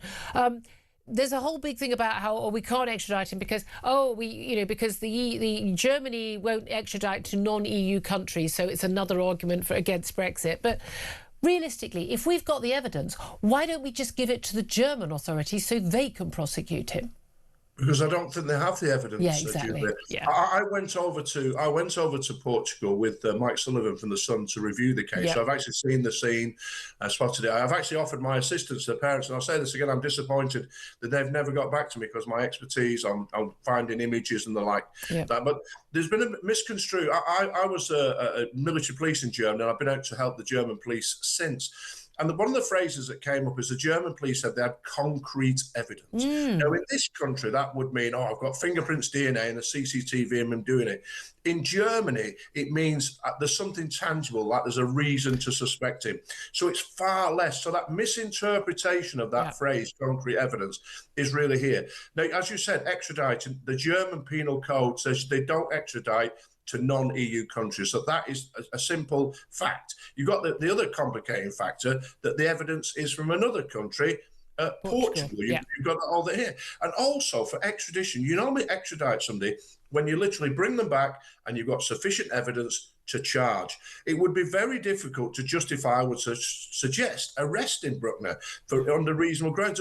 Yes, he's an evil man. He is a paedophile. He's a wicked person. He was in that place at that time. But you know what? We've seen this with cases before. Timothy Evans was in 10 Rillington Place when his wife and child were murdered, and he was hanged in the 50s. But it wasn't him. He was in the wrong place at the wrong time. So you've got to have real evidence. And I just don't think, no matter how evil Bruckner is, there isn't sufficient evidence to extradite him at this moment. OK, really interesting to that. Thank you very much indeed, Mike Neville, former Met DCI. Thank you for that. Tom Slater, listening to that, what do you make in terms of that particular case, Madeleine McCann? Because, I mean, millions has been spent in the search for her. I think the realisation is now, I mean, most people view, that she sadly was abducted and killed. And so we're not, like, hoping to find her in someone's basement, realistically. And although one could understand why the parents would still be holding out hope after cases in Austria and Belgium and America, where young abducted girls have been found many years later. But I mean, it seems pretty cat-handed by the British police as well. We know it was by the Portuguese police, that's for sure. Quite. I mean, that is the story of the Madeleine McCann tragic saga, isn't it? Is that you have the original horrific disappearance and then all of this sort of litany of incompetence which attended it afterwards. Is this going to bring any more clarity? Who knows? It's quite clear that Bruckner himself has a string of pretty depraved things on his charge sheet. But as ever with these things, I think one thing that the McCann case showed is just, especially when you've got police forces trying to operate across borders, even more things can fall by the wayside than otherwise. Absolutely. 11:52 is the time. Up next, we're going to be talking to Net Zero Watch's Maurice Cousins as Tony Blair has had a go at Ed Miliband for chasing climate targets over cheaper bills. Is anyone else going to speak up? This is Talk.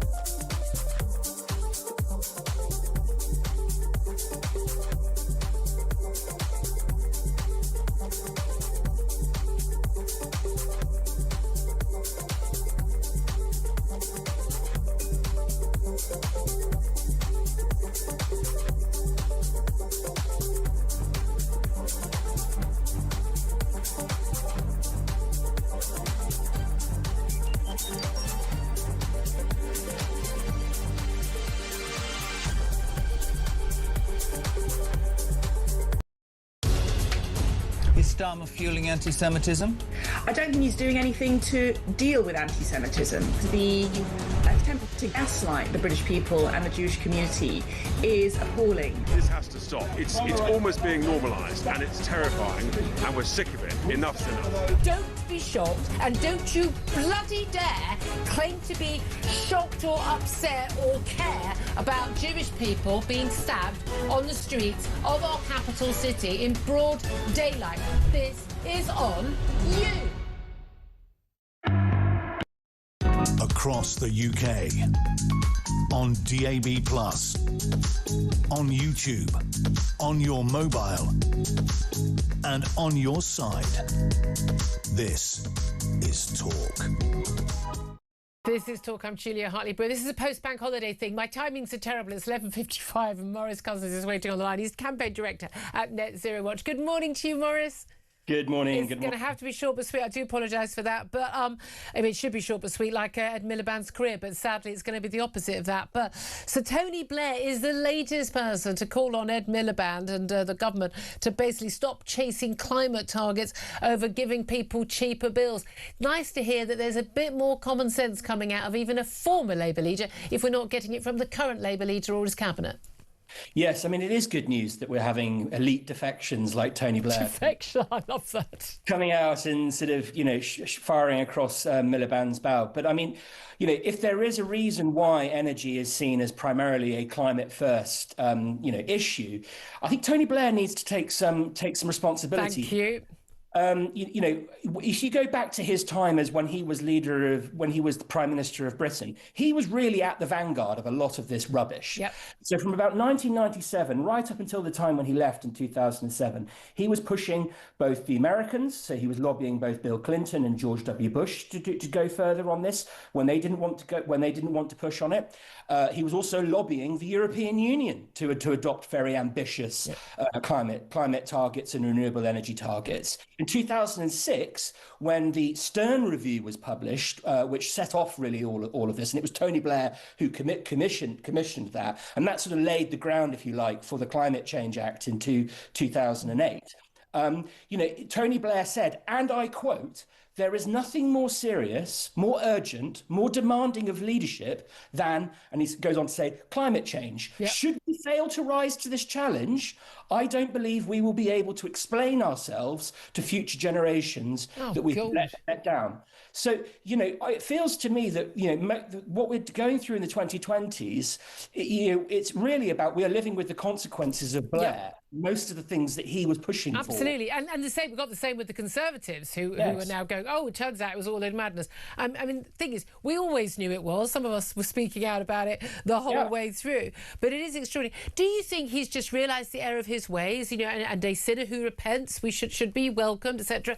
Or is it just, no, now they've realised it's not convenient, and you get all the little virtue signalling points when you want them, and then when you're not getting virtue signalling points because the public, after climate change madness has hit reality and gone smashing into it and the voters aren't happy anymore, then you realise that actually it's not popular. Do you think he's actually changed his point of view? I actually think he has. I think reality is starting to collide with him. I mean, look, he is still committed to net zero in principle. They all are, aren't they? But I think that there are a number of things that are making it inescapable for them to realise the error of their ways. One being the rise of China, and I think there is a bit of a, oh God, what's happening to us and in Europe now? We really are falling behind, and you've got these two great powers of the United States and China, and Europe, is both of which, by the way, and again, China's never played along with this madness. America talked a good game whilst they were pumping out as much oil and gas and fracking as they could. But going, yes, you carry on with all this net zero stuff. Meanwhile, Europe has basically impoverished itself.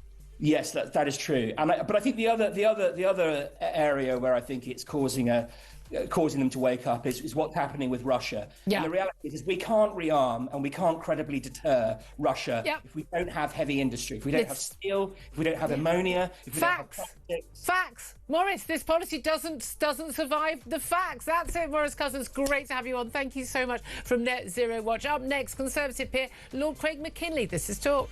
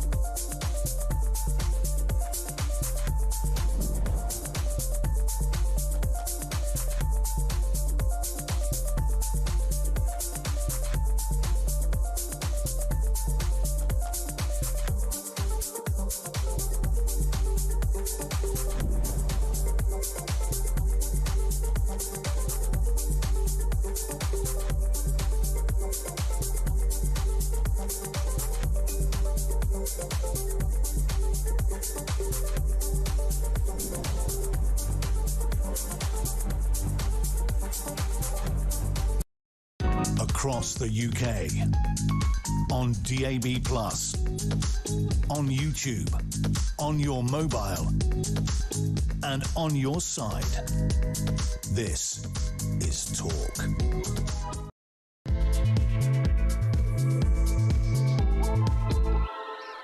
Good afternoon, welcome back to the show. 2 minutes past midday is the time. This is Talk, the home of common sense, for me, Julia Hartley-Brewer. And whether you're listening on DAB+ radio or your smart speaker, watching on YouTube or your connected device, thank you so much for your company. If you've missed anything from the show, and why would you, go to my YouTube page, the Julia Hartley-Brewer Show. Hit subscribe so you never have to miss a thing. Coming up in this hour, we're going to discuss the fact that small boat migrant arrivals are on course to hit 200,000 since the crisis began in 2018. That's just the ones we know about, by the way. Labour MPs discussing plans to demand that Keir Starmer sets a date for his resignation in an open letter. This is what they did to try and get rid of Tony Blair and to put Gordon Brown in. And Keir Starmer has been hosting a Downing Street summit today to address anti-Semitism. Another meeting, a few more speeches, a press conference and all of that. But he's warning a rise in attacks against British Jews is a crisis for all of us. Yeah, you'd think it would mean he would actually do something about it, wouldn't he? And of course, we're also going to talk about pub closures. Around 2 pubs closed each day in the first 3 months of the year, according to new industry figures. Delighted to say that joining me today is Tom Slater, editor of Spiked Online. And the question we are putting to you, again, as you know, you can call in about whatever you want, as you do. But channel boat and migrant arrivals set to hit 200,000 after 8 years today. Those latest Home Office figures we're expecting will show, because it was only a very small number off that mark after Sunday's arrivals. We'll get Monday's arrivals later today. At the same time, Reform yesterday has pledged to build new detention centres for illegal migrants, and they said they're going to prioritise building them in areas that vote Green, whether it's for a local council this Thursday or for an MP in the next general election. If they become the next government, they say they're going to prioritise putting them in Green areas, Labour areas and Tory areas. And if you vote for Reform Council, you vote for Reform MP, you will not have a detention centre in your area. They've been accused of playing politics, but the reality is, at least if they're in a detention centre, they wouldn't be able to come out. Right now, they're in the Holiday Inn. They're in the bedsits at the top of the road. So wouldn't I rather have them in a detention centre, even in my area? Well, the answer from me is a big fat yes. Love to know what the answer from you is. Give us a call, 0344 499 1000. Text the word TALK and your message to 87222. Get in touch on X at Talk TV. Calls are charged at the national rate, and text costs one standard network rate message. Tom Slater, I'm just going to put that question to you before we go to our first guest in this hour. Would you rather? That's actually. Would you rather, eat toffee with toenails on it, or have a cup of tea that that someone has weeded? Or something? These ridiculous. Would you rather? Would you rather have a load of illegal migrants in a detention centre in your local area, or a load of illegal migrants, as you probably do right now, walking freely from the local hotels and in the local shops, working with their Uber Eats and Deliveroo bikes, working illegally? I mean, it's a really easy choice for me. You would think so, wouldn't you? I'm old-fashioned, so I think if people break the law, they should be punished for it. I also think if you have no right to be here, you shouldn't be allowed to roam around. This used to be quite straightforward, I think. I mean, I even think that the argument for legal migration, and to what extent and how much and whatever, that people over the years have gone back and forth about, is premised on the idea that there is such a thing as illegal migration, because there are flows that we might not want, because you cannot check sufficiently where people are coming from, what their convictions may or may not be, if the only barrier to entry is the channel and being able to pay a people smuggler. This is kind of obvious up until about 5 minutes ago. That's what's so infuriating, I think, about so many of the crazy things that have happened in society, is everyone agreed this was ridiculous. Everyone but the dangerous, very, very, very crazy fringe. Yeah, exactly. And yet now it's just the status quo. So, no, of course, if someone's first act in this country is to break the law by entering illegally, why should they be able to? But they're desperate. Roam around. They're desperate when they get on those boats from, let me check, very war-torn, dangerous France. I hope it's not war-torn and dangerous when I head there in August. No, exactly. Who knows if that civil war will still be ongoing. You might have to get a dinghy back. I might have to get a dinghy back. It'd be damn sight cheap. Well, probably a shorter queue in the airport than the airport queue. But there we go. But that's the thing. The argument is premised on that it's terribly dangerous and awful, and that's why they have to come here. But that argument simply doesn't wash anymore. Of course it doesn't. I think people have seen that now. Even if you've got someone who is a quote-unquote legitimate asylum seeker, it's not obvious to me at all that therefore that should mean you're able to move around Europe trying to find the best fit for you in terms of where your family are or whatever.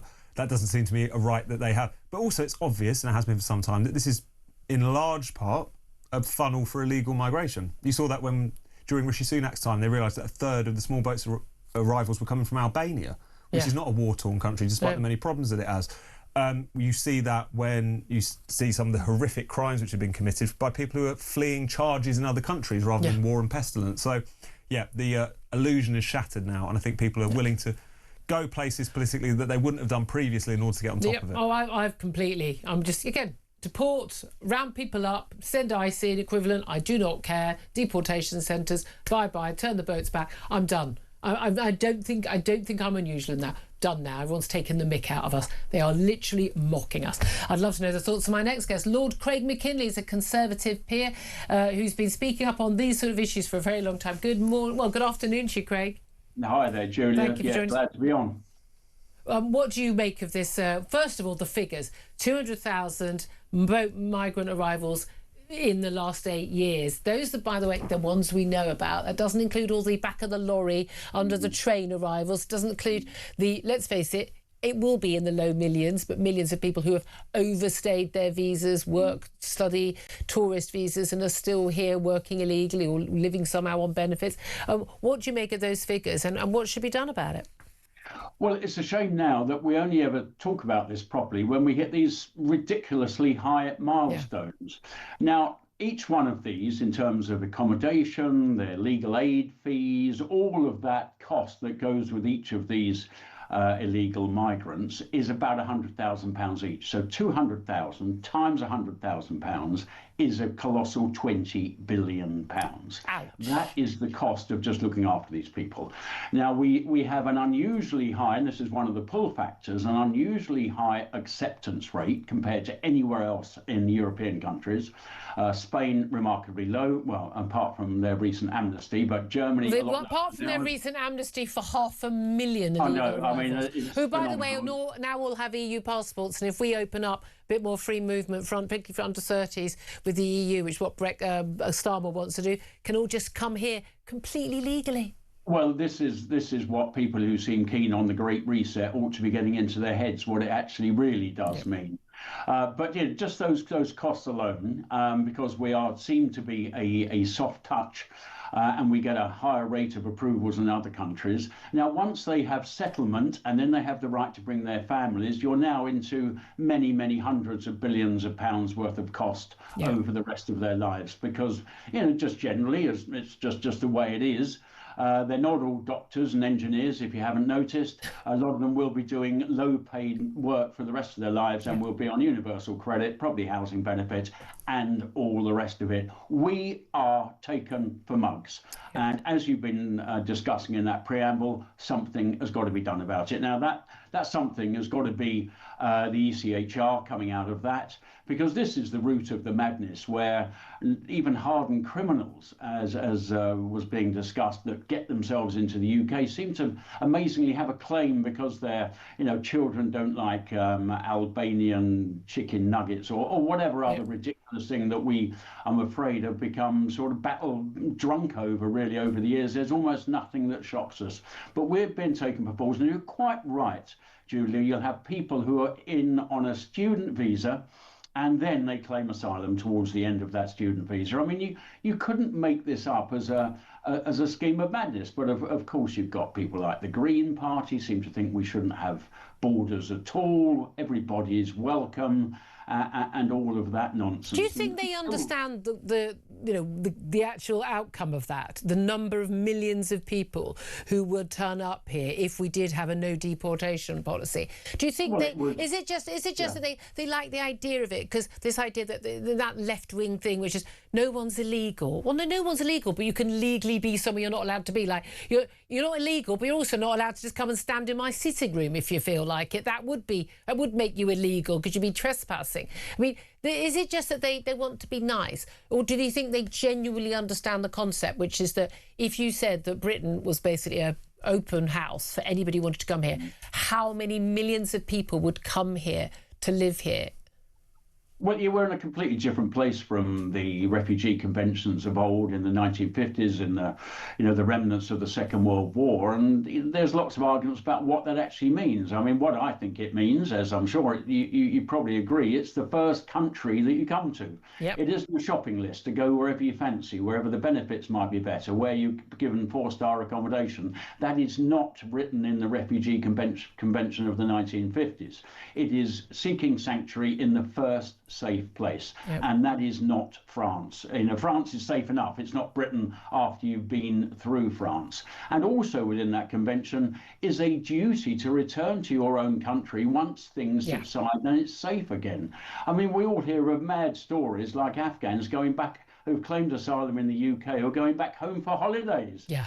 And then coming back again. No, this is routine, and it is just extraordinary. What do you make of Reform's policy announcement yesterday to build these detention camps? I mean, look, at the end of the day, as soon as you say we're going to deport a load of people, you're going to have detention camps because everyone's just going to disappear otherwise. But the idea is they wouldn't be there for months or years. They'd be there for a couple of weeks while the process, everything's organised. But saying we're going to prioritise building them in green voting areas, and certainly if you vote Reform, council or MP, you will not, or yes, you get that, you get majority, you will not have one in your area. What do you make of that policy? Well, I must admit, I did smile and I quite liked the idea. I thought it was a very clever idea, but the reality is what's going on now, of course. You've got this Labour government saying, oh, well, we're closing a load of hotels. Yeah. But then in the second breath, they're not saying, but they're going to be pitching up in an HMO next to you very soon. I would rather have them in hotels rather than in a bedsit 3 doors down. In a way, so would I. But no, I thought the Reform plan was quite fun. It's a bit akin to the plan that I had for green voters. I was suggesting on the net zero stuff, and I know you had Maurice Cousins on just before me, who I know extremely well. I've recommended that anywhere that's a green area should be disconnected from the electrical grid and see how they get on with pure renewables, see how they can... I'm loving it. Well, certainly when the wind doesn't blow enough and the sun doesn't shine enough, and then everyone else is having to rely on gas or nuclear. I think some of them don't mind a bit of nuclear, but certainly gas. At that point, you don't get to have any electricity because you don't like gas. The rest of us will be sitting there enjoying our having all our heating on. Yeah. We don't actually hear about the environmental issues, about net zero or anything else from the Greens anymore. Never mention it. Moved on. They seem to have moved on from that to be some pro-Palestinian, heavy overtones of anti-Semitism and all the rest of it, and very, very wacky left-wing politics. They seem to be taking up where Jeremy Corbyn left off. There's no doubt at all about that. Can I ask you, going back to net zero conversation we did have about Tony Blair, basically the latest sort of person, Labour bigwig, basically saying, you need to drop this net zero nonsense because they still pretend they believe in it. It's just you've got to prioritise people paying their bills and making sure you get the gas and the oil out of the North Sea. Do you think that Tony Blair, and you were an MP during a lot of this time, do you think that Tony Blair has changed his mind, realised that it was all a big scam and it's all a load of nonsense and it won't achieve anything, and it's not achievable at all and affordable? Or do you think that it's no longer politically a good idea to put forward these cases? Do you think he ever believed in it? Do you think he believes in it now or not? What are your thoughts on that? Tony Blair might be many things, but he's most certainly not a stupid man. And he has, I think, come to a conclusion that many people are gradually coming to the conclusion of, which is net zero simply doesn't work. It's unachievable, it's unaffordable. But hold on a minute, but anyone who'd bothered doing the maths could have worked that out. Well, I mean, 10 years ago. You did, I did. I worked with Julia about 15 years ago, but yes, I've been doing my best to get people to catch up. You've been an absolute star on this issue, and I've been speaking out and trying to draw sense into your own party, the Conservatives, all those years. They finally come round to their senses now, but my God, they did a lot of damage first. Well, I think what Tony Blair is saying that uniquely Britain is standing alone in making ourselves poorer and colder. Why are we doing that? The rest of the world is going, well, yahoo to that, especially on the back of problems with the Middle East. Yep. We should be sitting pretty. We might have higher prices and all the rest of it, but if it was at least domestically derived, we'd be raising a lot of jobs, a lot of revenue, nice lot of tax, and we would have a massive amount of energy security. And funnily enough, gas from the North Sea that comes down a pipeline is cheaper and more reliable than gas that you ship in on a ship from the Strait of Hormuz that's liquefied natural gas. I mean, the ultimate madness, of course. The ultimate madness is we are getting piped gas from Norway that is being extracted out of the same basin, probably across the median line where it sort of should be ours, but it's coming out the same hole.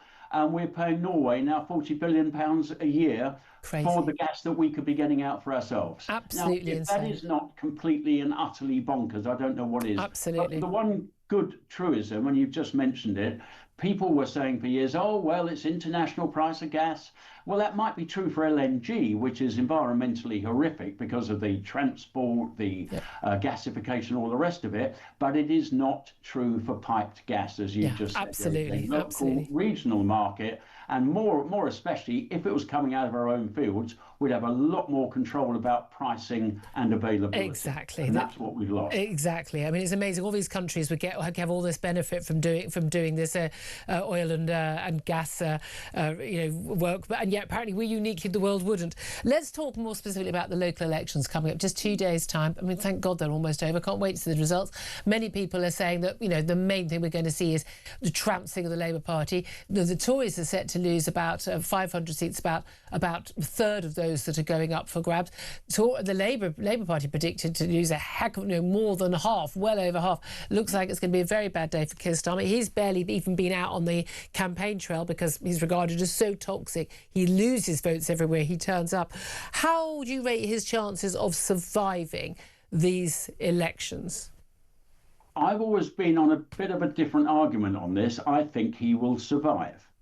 Now, that is a bit contrary to what people like Carl Turner, who you've had on, saying, because you had 243 new Labour MPs in 2019, a horrific, massive amount. I don't think we've ever seen such a turnaround of new MPs in a single parliament. Most of them didn't expect to get elected. Yeah. So they are rather grateful that they can be walking around their constituencies saying they're the MP, probably earning a little bit more money than they would ever have earned in whatever they were doing before. Yeah. Very little of them came from business, as you know. And I don't think many of them want to upset the apple cart too much. They're grateful for being where they are. They see that Keir pulled off some sort of miracle for them. No, the miracle happened because the right wing split between Conservative and Reform, and they got through the middle. There was a seat near me, Sittingbourne and Sheppey, where the Labour guy, perfectly nice guy, speak to him regularly, he won with 29% of the vote. Yeah, and that seems the norm now. I was just thinking of him and many others in these seats they didn't expect to get. Yeah. Are probably just very grateful to be there. Okay, you can say that. They want to be there. They know no matter who becomes the new leader, if there was to be a new leader, they're still out. There is no. Do they know that? Or is no? But given that the polling suggests that Labour have got a Starmer problem, Kemi Badenoch's got the opposite. Kemi Badenoch, it would appear on the polling, has got a Tory party problem. I want to come to that briefly with you after this. But actually, is it not worth, given that the polling suggests, and there's no evidence to see from Keir Starmer that he's able to pull it all together? We can't have another reset every 3 days. He's just rubbish at being the Prime Minister. He can't do it. He's not up to the scratch. It's worth a try, whether it's Angela Rayner, Ed Miliband, whether it's Andy Burnham, if you can get back in, Wes Streeting, whoever it is. Anyone is better than Keir Starmer. Oh, I think politically and electorally, that's absolutely right. But I've got a feeling many, especially newer, the 2019 they won't want Labour to take the MPs, risk. They've already written themselves off. They already know that they're out of here, and they're grateful for the opportunity, once in a lifetime opportunity, a great privilege, and I enjoyed that for nearly 10 years of being a member of Parliament in Westminster, which is a special place to be. I don't think that even in their wildest dreams, they think they can get back in with any other leader. And just you've been through the lineup. I mean, honestly, seriously, in your wildest drunken moment, could you really think Angela Rayner is going to come over the hill and save you if you're a Labour MP? I mean, really, you'd have to have another double shot and get off to sleep rather quickly. I think that would be the best, but my God, it would be great television. Just finally then, just talking about Kemi Badenoch, she's been around. I think actually I was really impressed with what she had to say in terms of the anti-Semitic attacks in Golders Green last week. She's been taking on the sort of the pro-Gaza crowd. We've actually got a little clip I want to play you of Kemi Badenoch yesterday with a heckler when she was out and about campaigning, she basically gave him what for. Here's what she had to say. Rise of attacks from the Muslim peace today. That's it. Are they not worth protecting? Thank you. The people who've died and who've been killed were Jewish people in synagogues. Let's stop pretending that something else is happening. This isn't about. No, yes, it is. It is. It very much is. It very much is. It very much is about Jewish people. And you can say all that you like, but this is how the 1930s started, with people pretending not to see what was happening in front of them. I am not blind. I can see. No. I'm telling people the truth. She just wasn't taking no for an answer on that one, was she? Or taking yes for an answer there. Craig McKinley. I think she's been showing some really good moral leadership on this issue, which I don't think we have seen from the Prime Minister. She's got some interesting policies out. She's far more popular than the Tory party. You were someone who was trying to get the Conservative Party to be sensible on issues like immigration, like net zero, like lockdown, which has put us in the financial hole we're in right now. You've been on the right side of all those arguments. What do you think that Kemi Badenoch needs to do? You're a Tory peer right now. What does she need to do to bring up support for the Tory party so that they're not facing the same threat they're facing from reform as Labour are facing from the Greens right now? Well, that's absolutely right. I mean, I'm a right winger, as you've just. Well, am I? I don't know. I think you're middle of the road. I think people have started calling it right wing. No, well, exactly right. I don't think I'm just right thinking. I just, just come to these conclusions myself, and I'm very, very pleased to see that the Conservative Party, the leader of the Conservative Party, who got a lot of credit from that video yesterday. I mean, it was so good. I retweeted it myself on my own feed.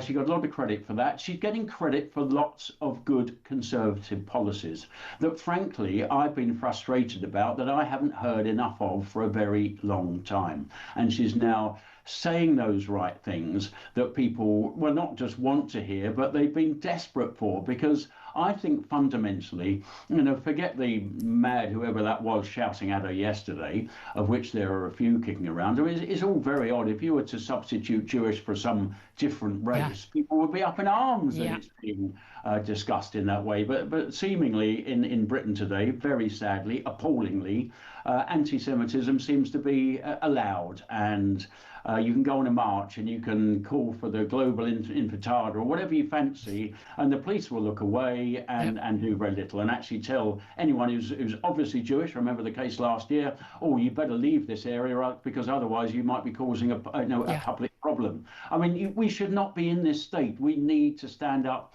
not just for the Jewish community, but everybody's got rights in exactly the same way in Britain, and that's what I stand for. I'm a libertarian conservative first and foremost. But going back to Kemi and where the Conservative Party is, I think we're finding our feet again. We will be hearing more, I'm sure, about tax policy. I've been asked to feed into some of that centrally, so I'm sure you would agree with it, Julia, and I'm sure many of your listeners will. We shall wait and see. Net zero, we're in a completely different place. Well, we shall see how that works out. Craig McKinley, Lord McKinley, Conservative Peer, thank you. We covered a lot of ground there. Thank you for that.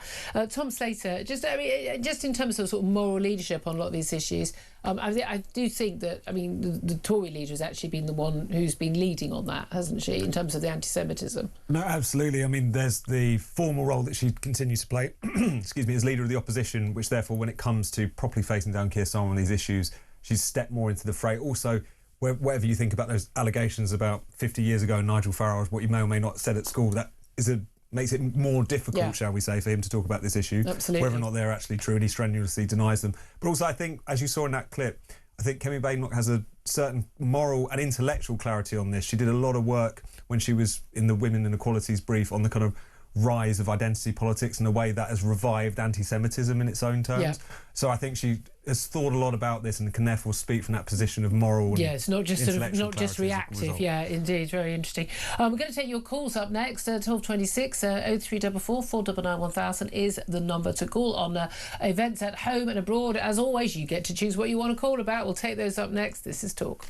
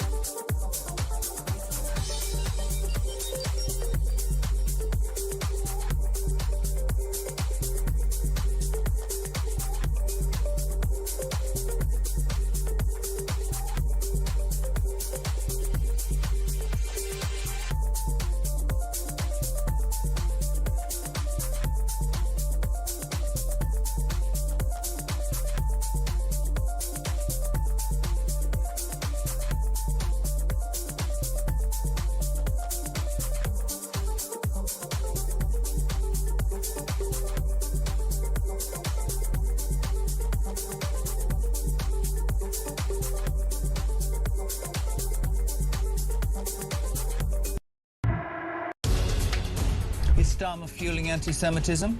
I don't think he's doing anything to deal with anti-Semitism.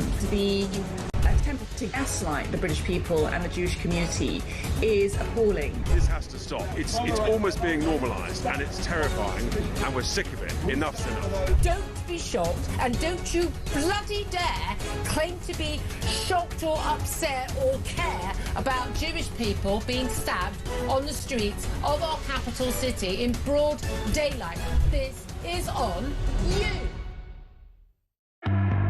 Across the UK, on DAB+, on YouTube, on your mobile, and on your side.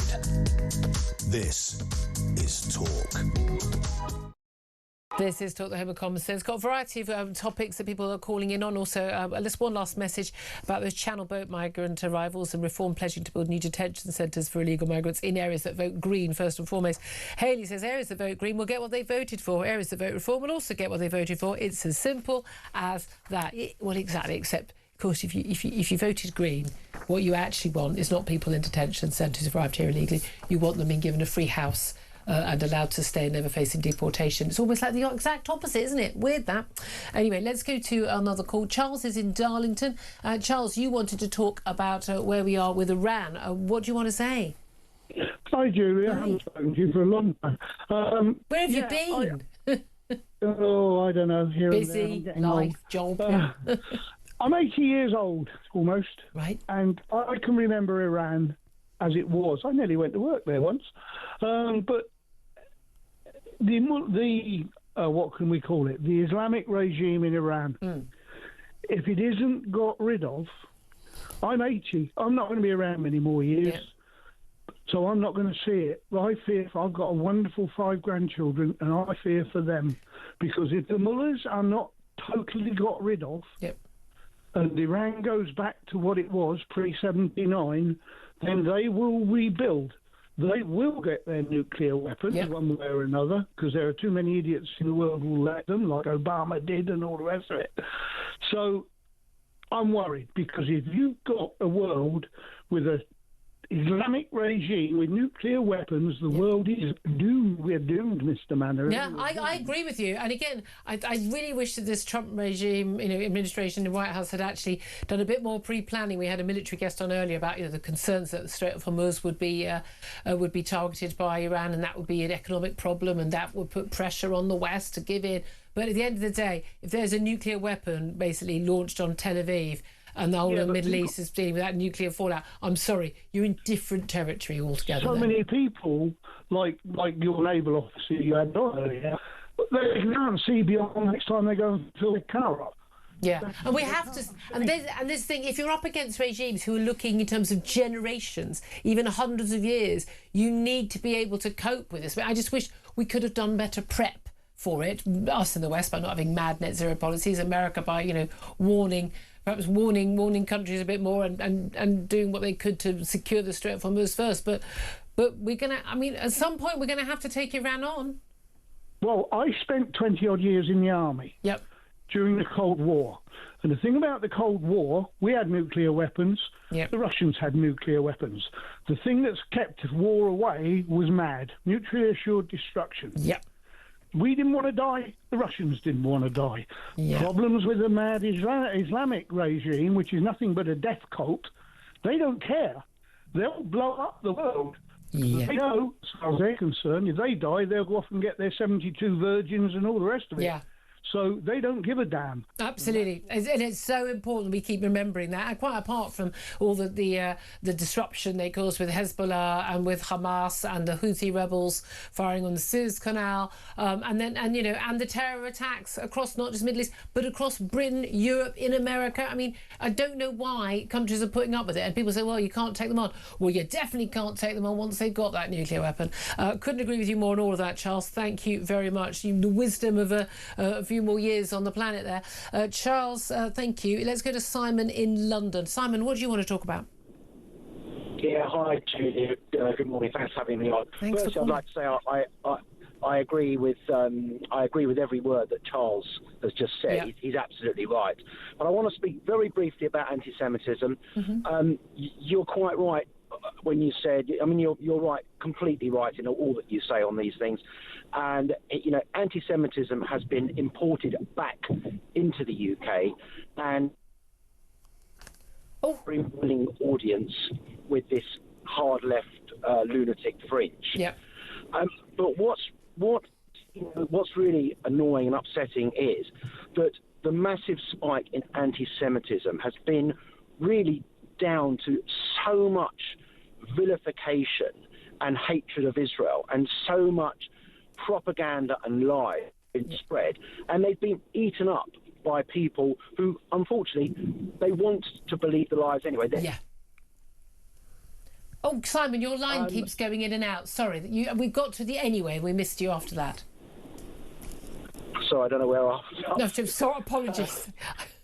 No, but I agree with you. Again, people are, you know, as you collect your thoughts, you know, again, if the BBC, Sky News and everyone else, they pump out these lies about genocide in Gaza, famine, killing babies, and then they say, well, people are understandably concerned and they're anti-Zionist and that's reasonable. It's just different from anti-Semitic. We all know that actually it's the same thing. It's all the same. But I also want to take it one step further.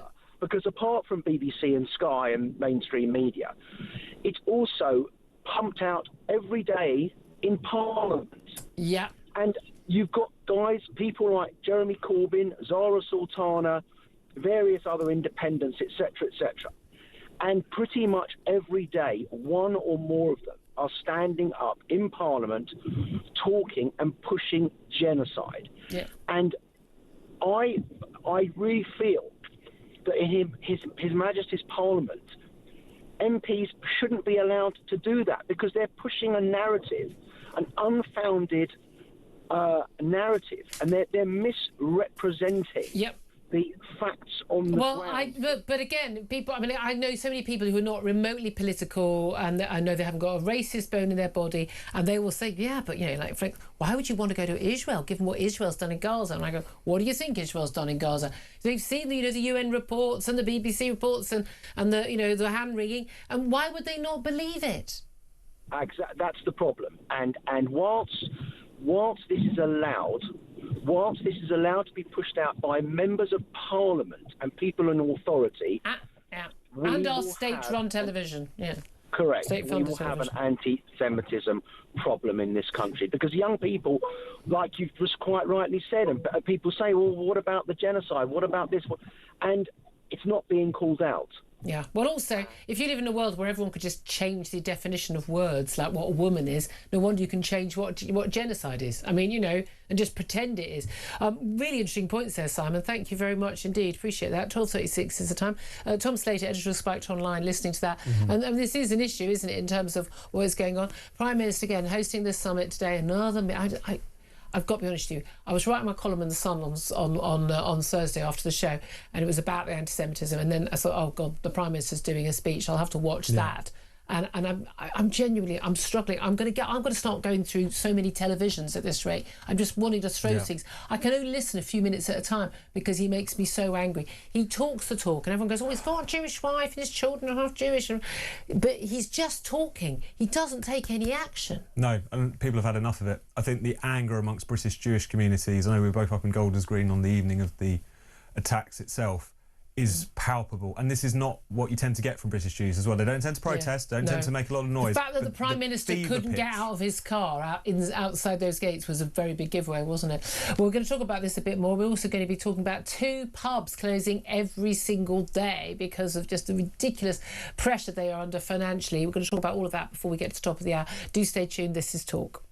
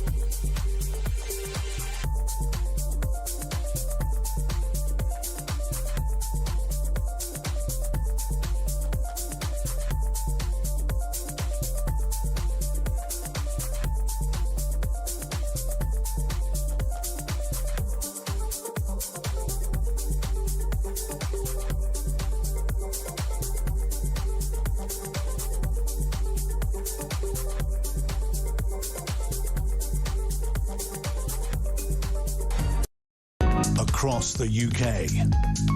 On DAB+, on YouTube, on your mobile, and on your side. This is Talk. Good afternoon, welcome back to the show. 12:40 is the time. Let's talk a little bit more about, well, the Prime Minister hosting another meeting, making more statements, talking the talk yet again, tackling anti-Semitism. Let's talk about that with Dr. Charlotte Littlewood. She's a researcher for the Institute for the Study of Global Anti-Semitism. She's also a policy and former counter-extremism coordinator for the UK government for 3 years from 2015. Very good afternoon to you, Charlotte. Good afternoon. Thank you for joining us. We've done your job title. We haven't got time for an interview now. Really great to have you here. Now, we've got another meeting today, another summit. The Prime Minister's making statements. He's been doing that all weekend. He's called in, lots of, leaders, academics, teaching unions, NHS bosses, and they're meeting with their various different cabinet ministers to be told to take some action. Are you expecting any action to actually happen? Because talking about we need to tackle anti-Semitism isn't really going to keep working, isn't it? Tougher words aren't going to make a difference. What do you think should happen, and what do you think will happen? So they have actually talked about reviewing the terrorism legislation so that the IRGC can be banned. So that's really important. So if that happens, that will be hugely important and effective. They're talking about recording anti-Semitism at universities systematically and feeding that back up so that we know the scale of the anti-Semitism problem on specific campuses. Don't we know that already? No, that's not enforced. So there are Jewish societies recording anti-Semitism on campus, but the university themselves is not required to keep a record and then to share that record perhaps annually, which is something I think that should be happening at schools as well. But that's really important. Where it kind of fell weak, I think, was calling for Holocaust education at schools, because that's already mandatory. What needs to happen is that we talk about contemporary anti-Semitism as well as Holocaust education, so that the students know that this issue didn't end after World War II. Actually, this is an ongoing issue facing Jewish population in Britain today. And they might recognise that. The thing is, it's all very well like recording things. So educating people, yes. Recording events, yes, because you need to know the scale of the problem. But the question is then, what do you do about it after that? Because, I can see, and everyone I know who's been to the marches, I can't trust myself at one of these marches because I know I'll end up being arrested. These pro-Palestinian marches, which are actually have become hate marches. We know there's a problem. You can hear the chants, "Globalise the Intifada" from the river to the sea. You can see the placards. You can see the Nazi emblems on the Star of David, etc. I mean, you can see it. I don't need to have a report on it. I just want it to stop. And the police don't take any action. Sometimes later on, people are often getting a slap on the wrist. There is not a clear statement about you don't get to do this because it's a crime and we will not allow you to do this. So knowing about it, I mean, we know the scale. There are Jews being killed and being stabbed. There are synagogues being arson attacked. We know it's happening. Do we need another report? Do we need any more information, or shouldn't we just start doing something about it? Yeah, we absolutely need practical action. And I think what's been really alarming is the inconsistent approach of police forces across the country with respect to criminalising slogans like "River to the Sea," and it being done properly in some areas and not in others. So something really has to be done to hold police groups accountable for where they haven't met this standard and not done what is expected of them in these situations.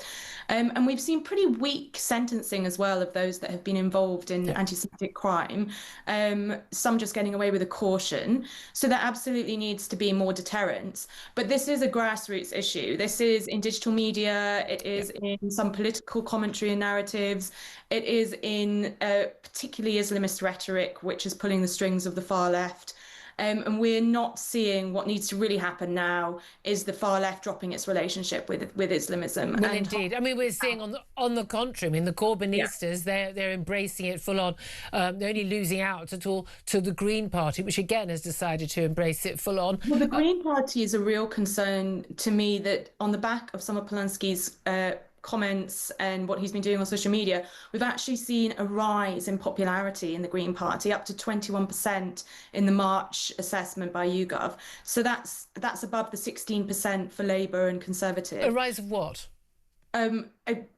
Support for the party. Yeah. So they're up. Just what's that? Here's my maths. Less than 10%, but above. But they're up, and you think they're up because they are pushing an anti-Semitic agenda? Yeah, and quite a which they, by the way, blatantly are. Yeah, I think that combined with a very strong sort of far left populist agenda. So that is really concerning that that's actually capturing the interest of British citizens. And again, I mean, and how much are you concerned about, because this is a big issue to me, that again, you talked about, you know, the need to have education about contemporary anti-Semitism. And we do have this difficulty of, you know, someone being anti-Zionist or someone being anti-Semitic, and it's perfectly legitimate for anyone to criticise Israel, the government, the IDF, Netanyahu, absolutely fine. I do it myself, got no issue at all with that. But the issue in terms of the coverage of the 7th of October massacre and indeed of the resulting, I would say, defensive war by Israel against Hamas in Gaza. The coverage of that, I regard most of that coverage as anti-Semitic, because holding Israel, the only democratic state in the Middle East, to a higher standard than we hold even our own government and our own allies' governments and military in terms of their policies, even when actually they are exhibiting on all metrics higher standards anyway. That, you know, if you're holding one group to one country to a particularly high standard, you don't hold any others, and you express no concern about people dying or starving in other neighbouring countries, but you're uniquely concerned about one area where it happens to involve Israel. It seems to me that is blatant anti-Semitism. I think where that was the most clear was post-October 7th, on the day and the few days afterwards, where claims of genocide and support for Hamas were being made and denial of the atrocity were being made. And if you look at the rhetoric then and you really dive deep into what was going on in social media, what various politicians were saying at that point, you can really identify where the anti-Semitism is and what it is. Yeah. It does get grayer as we move into the conflict, and it is quite clear that Israel is using excessive force, and there are some credible human rights issues there. As there are in all wars. Yeah, but you can find it in the accounts that were claiming that on day dot, and those that have made that their consistent campaign and have negated to mention anything about Iran and the abuse of Muslims in Iran. Yeah, the mass slaughter of between 10 and 40,000 people. There is a way of extrapolating who is genuinely criticising Israel for genuine grounds and who is being anti-Semitic. Yeah. It is a bit difficult to be able to extrapolate that, but we have to get our head around that and do that. That's a part of the work that needs to be done. Absolutely. Culture Secretary Lisa Nandy is one of those who was in this summit with the Prime Minister today, and she has suggested that some pro-Palestine marches could be banned by the government. She says they make Jewish people feel not safe to go about their daily lives. She's pointed to new powers to manage the protest marches. She said that many find incredibly intimidating. There's a difficulty, isn't there? People have a right to protest, right to freedom of speech, we argue, but these are marches which are intimidating, not because of the people on them, but because they are shouting slogans which mean kill Jews. I mean, which seems to me to be something that isn't part of our freedom of speech. Would you endorse banning those marches if they cannot stop that side of things up their marches? I think we've walked into this situation. I think the government has created the crisis that it is now in with respect to the marches. If they had been handled right from the beginning with arrests where crimes are committed, with a proper understanding and identification of these slogans early on and met consistently across the country, we wouldn't be seeing the terrible situation that we're in now. Now, the answer to a terrible situation, I don't think, is to ban the marches. I think it is to increase the vigilance of the police, understanding of the police, training of the police, ensuring that the police actually are held accountable where they're not doing their job properly, and to increase sentencing and to do all we can, increase the enforcement around these marches to the fullest without banning. You can go on the march, but if you do commit a crime, you will be pulled out of the crowd. Yeah, except the police aren't going to do that. That's the worry. Charlotte Littlewood, so good to talk to you. Really appreciate your time and your expertise. Dr. Charlotte Littlewood is a researcher at the Institute for the Study of Global Anti-Semitism. Thank you for that. We're going to take a quick break. Up next, going to be talking to the landlord who started that brilliant No Labour MPs in Pubs campaign, given how much they were basically undermining the British pub. He's the landlord of the Old Thatch. Andy Lennox is going to be talking to us about the fact that we are seeing, on average, 2 pubs closing every day in the first 3 months of the year. That is how hard pubs are being hit. What can we do about it? This is Talk.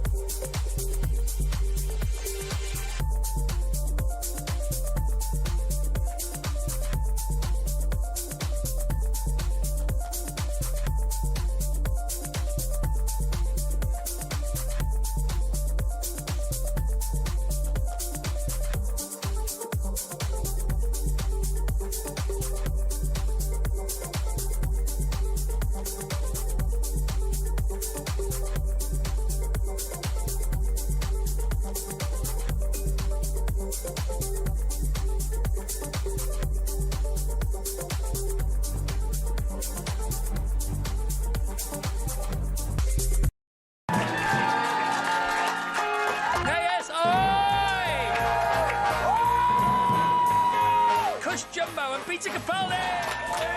It just so happens that it's all "you're amazing." Right. Paul White! Sir Lenny Henry! I was face down and the dog sniffed my crotch. It was very, very embarrassing. Staying out for the summer.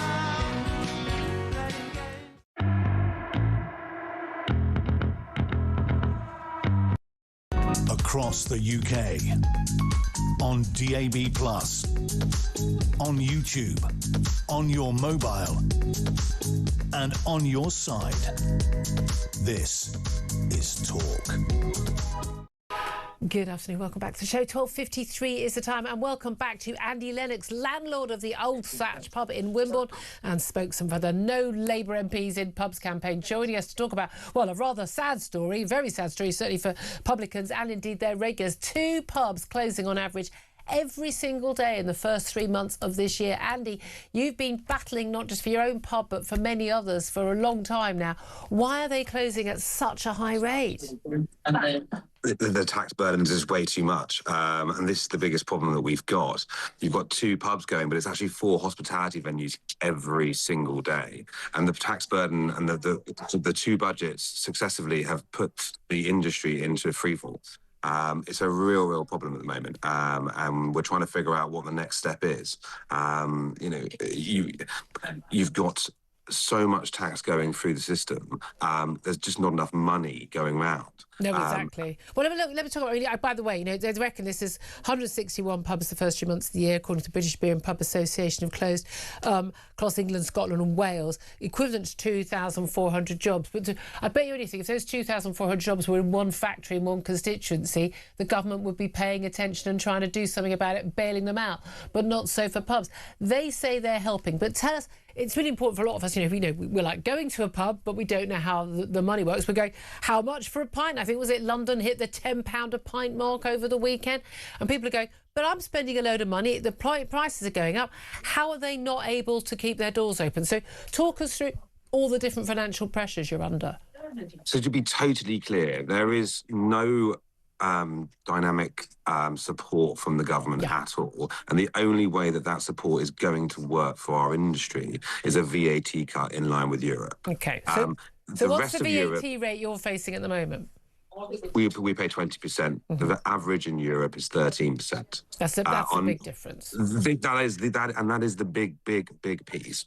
Everywhere else in Europe values their hospitality, and they value their pubs, and they value their restaurants, and they see it as a career. And with the advent of AI, it's going to become one of the biggest industries out there, and they see that. And they value it, and they have cut the tax burden appropriately. And it's good, and it's good for local communities. It brings people together, social. I mean, everyone's worried about their kids going, oh, my kid, my teenagers on the, the computers all day on their phones. No, get them in the pub, actually socialising and talking to people and making friends and finding other halves and things like that. I mean, these are good.